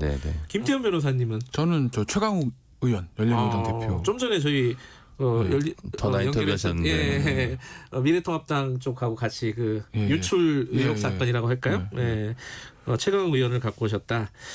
뭐 한 분씩 얘기를 해보죠. 노영민 실장은 굉장히 곤혹스러워졌어요. 부동산 맞습니다. 때문에 그죠? 그나마 이제 이낙연 의원이 좀 이야기를 하면서 이제 원래 서울에 있는 아파트 한 채와 청주에 있는 아파트 한 채가 있었는데 이제 1인 2주택을 다 1인 1주택으로 줄이자라고 본인이 제창하면서 서울이 아닌 청주 아파트를 팔면서 이제 좀 논란을 키웠죠. 근데 결국 지금 이 서울 강남 반포 쪽에 있는 아파트도 처분하기로 입장을 표명하면서 그나마 좀 일단락 되었는데 여러 가지 시선이 좀 있을 것 같아요. 예를 들어 뭐 보수 야당 쪽에서 보면 다주택을 규제하는 자체가 위헌적이다 이렇게 이제 보시는 입장에서 또 어떻게 보면 1인 2주택까지 뭐 전부 규제를 해야 되냐 이건 좀 너무 뭐랄까 정치적인 좀 레토릭이랄까 그런 거 아니냐 이렇게 보시는 분들도 있을 것 같아요. 왜냐하면 지금 보유세나 이런 부분들도 3주택부터 세율이 다르고 2주택까지는 좀 물론 이제 액수에 따라서 2주택도 1주택도 그렇지만 1주택과 2주택의 세율의 차이는 없거든요. 현재는 왜냐하면 이제 뭐 노모를 모실 수도 있고 뭐 여러 지역에 직장이 있을 수도 있고 이런 경우에는 또 이제 되죠. 물론 이제 뭐 강남 뭐 3구에 두 채가 있다 이러면 또 뭐 투기 목적으로 좀 더 보겠지만 이런 경우까지 하는지 어쨌든 그럼에도 불구하고 본인이 오랫동안 지역구였던 청주에 있는 아파트를 팔고 그게 하나 좀 걸렸었죠. 그렇죠. 그게 있고 또 그러면 결국 강남 불패 신화를 청와대에서도 보증해 준 거 아니냐라는 시그널이 그래서 비서실장의 행태로서는 좀 적절치 않은 부분이 있죠. 어쨌든 본인들이 이제 꺼내놓은 말에 대해서 지행 합의를 좀 안 되는 부분이 있기 때문에 부동산 정책이라는 게 시장과 맞서서 꼭 싸워서 이길 수 있는 것은 아니다라고 보시는 분들도 많지만 잡겠다고 했으면 그를 위해 최선을 다하는 모습은 보여줘야 되는 게 위정자들에게 바라는 태도거든요. 근데 그를 준수하지 못했다는 점에서 좀 화를 자초하지 않았나 싶습니다. 어떻게 보셨어요? 요거는 사실은 좀 가혹한 거 아니야? 라는 시각이 있고 그걸 조금 더 나가면은 뭐 주호영 원내대표처럼 이거 반헌법적이다. 이렇게 갈 수도 있는 건데 김태현 변호사님 요런 상황은 어떻게 보셨어요? 저는 좀 가혹하다고 보는데 네. 반헌법적인 것까지는 왜냐면은 예를 들어서 그걸 조건에 붙여서 네. 그러니까 뭐 반헌법적 발상은 약간 정치적 레토릭인 건데 안 팔면 잘라 우리가 예를 들면 판검사들 안 팔면 임용 안 시켜줘 예를 들면 승진 안 시켜줘. 뭐 이러면은 이제 반헌법적인 거 맞죠. 그렇지만 이건 좀 불이익이 부과된 건 아니기 때문에 반헌법적인 건 아닙니다. 그냥 정치적 레토릭. 주영 원내대표 판사 출신이 다 잘 알겠죠. 다만 이제 미래통합당 입장에서는 뭐 다주택자를 옹호한다 뭐 이런 문제가 아니라 네. 정부의 정책 방향 자체가 잘못됐다는 거예요. 저도 그렇게 봅니다. 그러니까 부동산 정책이 아니라 저는 부동산 정치를 한다고 보고 모든 이제 정책이란 게 목적이 있고 거기에 맞는 수단이 있거든요. 네. 현 정부의 정책이 야 우리는 무조건 다주택자 뭐 1가구 2주택이든 뭐 무조건 다주택자한테 중과세에서 세수를 확보해야 되겠어. 네. 라는 목적을 가지고 하는 정책이라면 베스트. 정책의 목적이. 근데 그게 아니라 다주택자들한테 중과세를 하면 아무래도 그 견디다 못해서 물량이 좀 나올 거고. 네. 그래서 물량이 나오면 공급이 늘어날 테니까 수요 공급 원칙상 주택이 떨어질 거야. 라는 부동산 가격 안정 목적으로 한 정책이라면 0점. 저는 그렇게 얘기를 해요. 근데 속내는 모르겠지만 겉으로는 부동산 가격 안정화를 위해서 이거 보유세랑 저 종부세 중과세 한다는 거거든요. 그러니까 저는 이게 부동산 정책이 아니라 정치라고 말씀드리는 거죠. 왜 그런지는 뭐 잘 아실 거고 제가 왜 이렇게 생각드리는지. 근데 이게 연결되는 얘기인데 노영민 실장 뭐 그리고 다주택자에 대한 뭐 공직자들에 대한 뭐 매도를 약간 강제하는 거 이런 거에 좀 연결해서 부동산 백지 신탁, 주식 백지 신탁과 비슷한 개념으로 요거 도입하자는 얘기가 몇몇 군데에서 나왔습니다. 요거 어떻게 생각하세요, 김진우 변호사님? 근데 저는 두 분 다 변호사님이시니까. 아니 뭐 위헌적인 걸 떠나서 이게 어떻게 되냐면 백지 신탁을 하면 물론 이제 일단 대부분 그러면 이제 안 판다는 거예요. 쉽게 그렇죠. 얘기해서. 그러면 이제 공직자는 또 안 판다는 거는 제일 좋은 거는 5년 후에 오른 거예요. 그러니까 이게 무슨 의미가 있는지. 그러니까 뭐 말하자면 처분을 주식 같은 경우 변동성이 크니까 계속 들고 있는 게 회사의 명운이 좀 어떻게 될지 알 수 없는 상황이긴 한데 어쨌든 그게 다 유리하게 마음이 그렇게 갈 수밖에 없거든요. 스톡 옵션이나 이런 걸 줄 때도 장기 보유를 하고 나서 행사를 하게 하는 게 회사의 장기 가치와 펀더멘탈이 높아진 상황에서 본인과 회사의 이익이 일치하는 그런 개념도 있는 거거든요. 그래서 저는 좀 무슨 얘기인지는 알겠는데 조금 이렇게 힌트가 좀 어긋나 있다. 그 정확한 처방전인지 의심스럽다라는 정도입니다. 그렇군요. 그러니까 저는 하나 말씀드리고 싶은 거는 이런 거예요. 그러니까 노영민 실장 같은 경우에도 정치인 노영민이라고 하면 청주 팔면 안 되죠. 그렇죠. 근데 자본주의 사회에서 경제적 인간이라는 기준에서 보면은 반포 가주는 게 맞는 거거든요. 그러니까 인간이 이제 우리가 정책을 펼 때 모든 국민들이 선한 사람이다. 도덕적인 사람이야. 우리가 좋은 의지를 가지고 정책을 펴면 따라올 거라고 하면 오산입니다. 인간은 이기적인 존재고 경제적 동물이에요. 남한테 해를 주지 않는 이상 최대한 최대한 어떤 경제적 효과를 얻고 싶은 게 자본주의 사회에서 살아가는 인간의 본성 아니겠습니까? 거기서 남한테 해를 주면서 이득을 하는 건 범죄자인 거고 그게 아닌 이상 대부분의 국민은 그렇다는 거죠. 국민들은 그런 사람이다라는 거를 전제를 깔고 정책을 써야 되는데 우리가 선한 의지로 하면 국민들이 따라오겠지? 왜요? 이거의 현실적인 문제들을 좀 자각하실 필요가 있다라는 이제 청와대 정책 당국자들이 오늘 뭐 부동산 정책 발표된다니까. 오늘 그 연기되는 아니 걸로 당정 협의는 연기가 됐는데 발표는 한다는 거예요. 근데 저는 이것도 효과 전혀 없을 거라 보는 게 예를 들어서 방향이 똑같잖아요. 안 됐잖아요 이제까지. 22번이든 4번이 숫자의 문제가 아니라 안 됐으면 방향을 바꿔줘야 되는데 또 그대로 갑니다. 이게 먹히겠습니까 시장에? 저는 두 가지인 것 같은데 그 입법 조치가 동반돼야 되는 부분이 있는데 이제 행정적으로 뭐 투기과열지구 지정하고 확대하고 이런 거 말고 사실 또 이게 풍선 효과 때문에 전월세 상한제 관련한 부분이 입법이 좀 필요한 부분이 있거든요. 제가 볼 때는. 근데 그게 이제 되지 않고는 집값 올리면 이거 잡으려고 하면 이제 전세값을 올리는 풍선 효과 당연히 당국들도 알고 있을 거라고 생각하거든요. 그래서 이게 정책 처방이 없는 게 아니라 그 조합과 순서가 되게 문제가 되기 때문에 그 부분 잘 살피면서 좀 갔으면 좋겠습니다. 알겠습니다. 시간이 많이 됐네. 그 한 말씀밖에 못 듣겠는데 거의. 자, 최강욱 열린민주당 대표를 갖고 오셨는데 김태현 변호사님, 항상 화제가 되는 분이에요, 사실은. 근데 어제 화제가 된 거는 법무부 그 알림 문자가 유출이 된 거 아니냐. 근데 본인은 지금 부인하고 있고. 본인은 부인하고 계시고 일단은 부인하는 거 법무부 쪽에서도 뭐 제 가안, 최종안 이렇게 얘기를 했어요. 그 실수가 있었다 실무적으로. 근데 이제 그 얘기들도 한번 맞아는 떨어져요. 뭐 이제 추미애 장관이 초안을 주고 대변인이 수정해서 최종안을 만들었는데 대변인은 당연히 최종안만 언론에 보냈는데 장관은 최종안 다 나가는 걸로 알고 있었고 장관의 보좌진 아마 정치인들 때부터 보좌진이겠죠. 보좌진은 지인들한테 초안하고 수정안 다 보냈다. 그런데 최강욱 대표는 이 SNS에 있는 뭐 최민희 전 의원 얘기 나옵니다만 그걸 받아가지고 본인이 복사해서 붙였다는 건데 좀 납득이 안 되는 거예요. 기자시잖아요. 언론에 풀할 때 초안 다 나옵니까? 초안은 안 나요. 근데 초안이라고 이제 유출을 했다는 건지는 잘 모르겠어요. 그러니까 어제 법무부 어제 얘기는 그래요. 법무부 얘기는 그래요. 어제 법무부 쪽 얘기는. 근데 우리가 또 그게 납득이 안 된다. 기사 주고 보도자료 민변일도 많이 써보셨잖아요. 버전 1 버전 2 있습니다. 당연히 최종안만 나가죠. 초안이 나가는 경우 어디 있어요? 그리고 보좌진들이 초안까지도 언론에 다 나가는 줄 알고 지인한테 유출했다는 그 해명이 아주 초보자들이면 그럴 수도 있을 한데 속된 말로 선수들이잖아요. 그러니까 저는 그 해명이 납득이 안 된다는 거고 SNS 돌아다니는 거 복사해서 붙였다는 건데 그죠 최민희 전 의원이 링크 가지고 올려놨던 거 좀 내용 다르다는 거 아니겠습니까? 그 제목이 달라요. 그러니까 복사한 거를 그냥 수정하는 사람으로서 붙이면 그냥 붙이지. 그래서 하여튼 좀 해명이 납득은 안 된다 저는. 그리고 이게 제가 왜 이제 문제를 삼냐면 만약에 이거를 예를 들어서 민주당의 법사위원장이 윤호중 의원이 먼저 알았다고 하면 그래도 좀 나아요. 왜? 법사위원장이기 때문에 법무부에 관한 문제를 미리 요구할 수도 있는 것이거든요. 최강욱 의원은 법사위원도 아니고 더군다나 이 검언유착 의혹 사건에서 이해관계자입니다.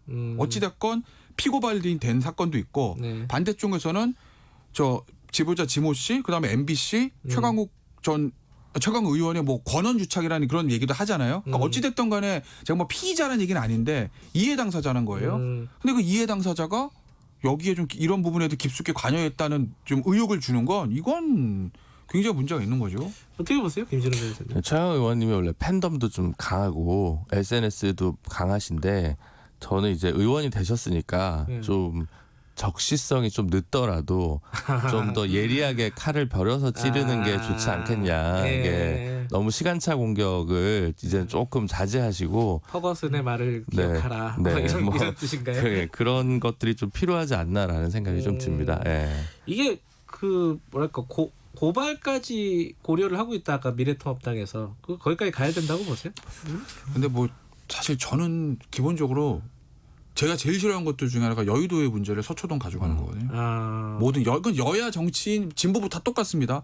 뭐만 하면 서초동이에요. 근데 그 사실 여의도에서 해결하는 게 맞는데 어찌됐건 간에 뭐 법적 고발, 뭐 법적 미래통합당 입장에서 고발한다고 뭐 중앙지검에서 수사 잘 될 거라고 생각하고 하겠습니까?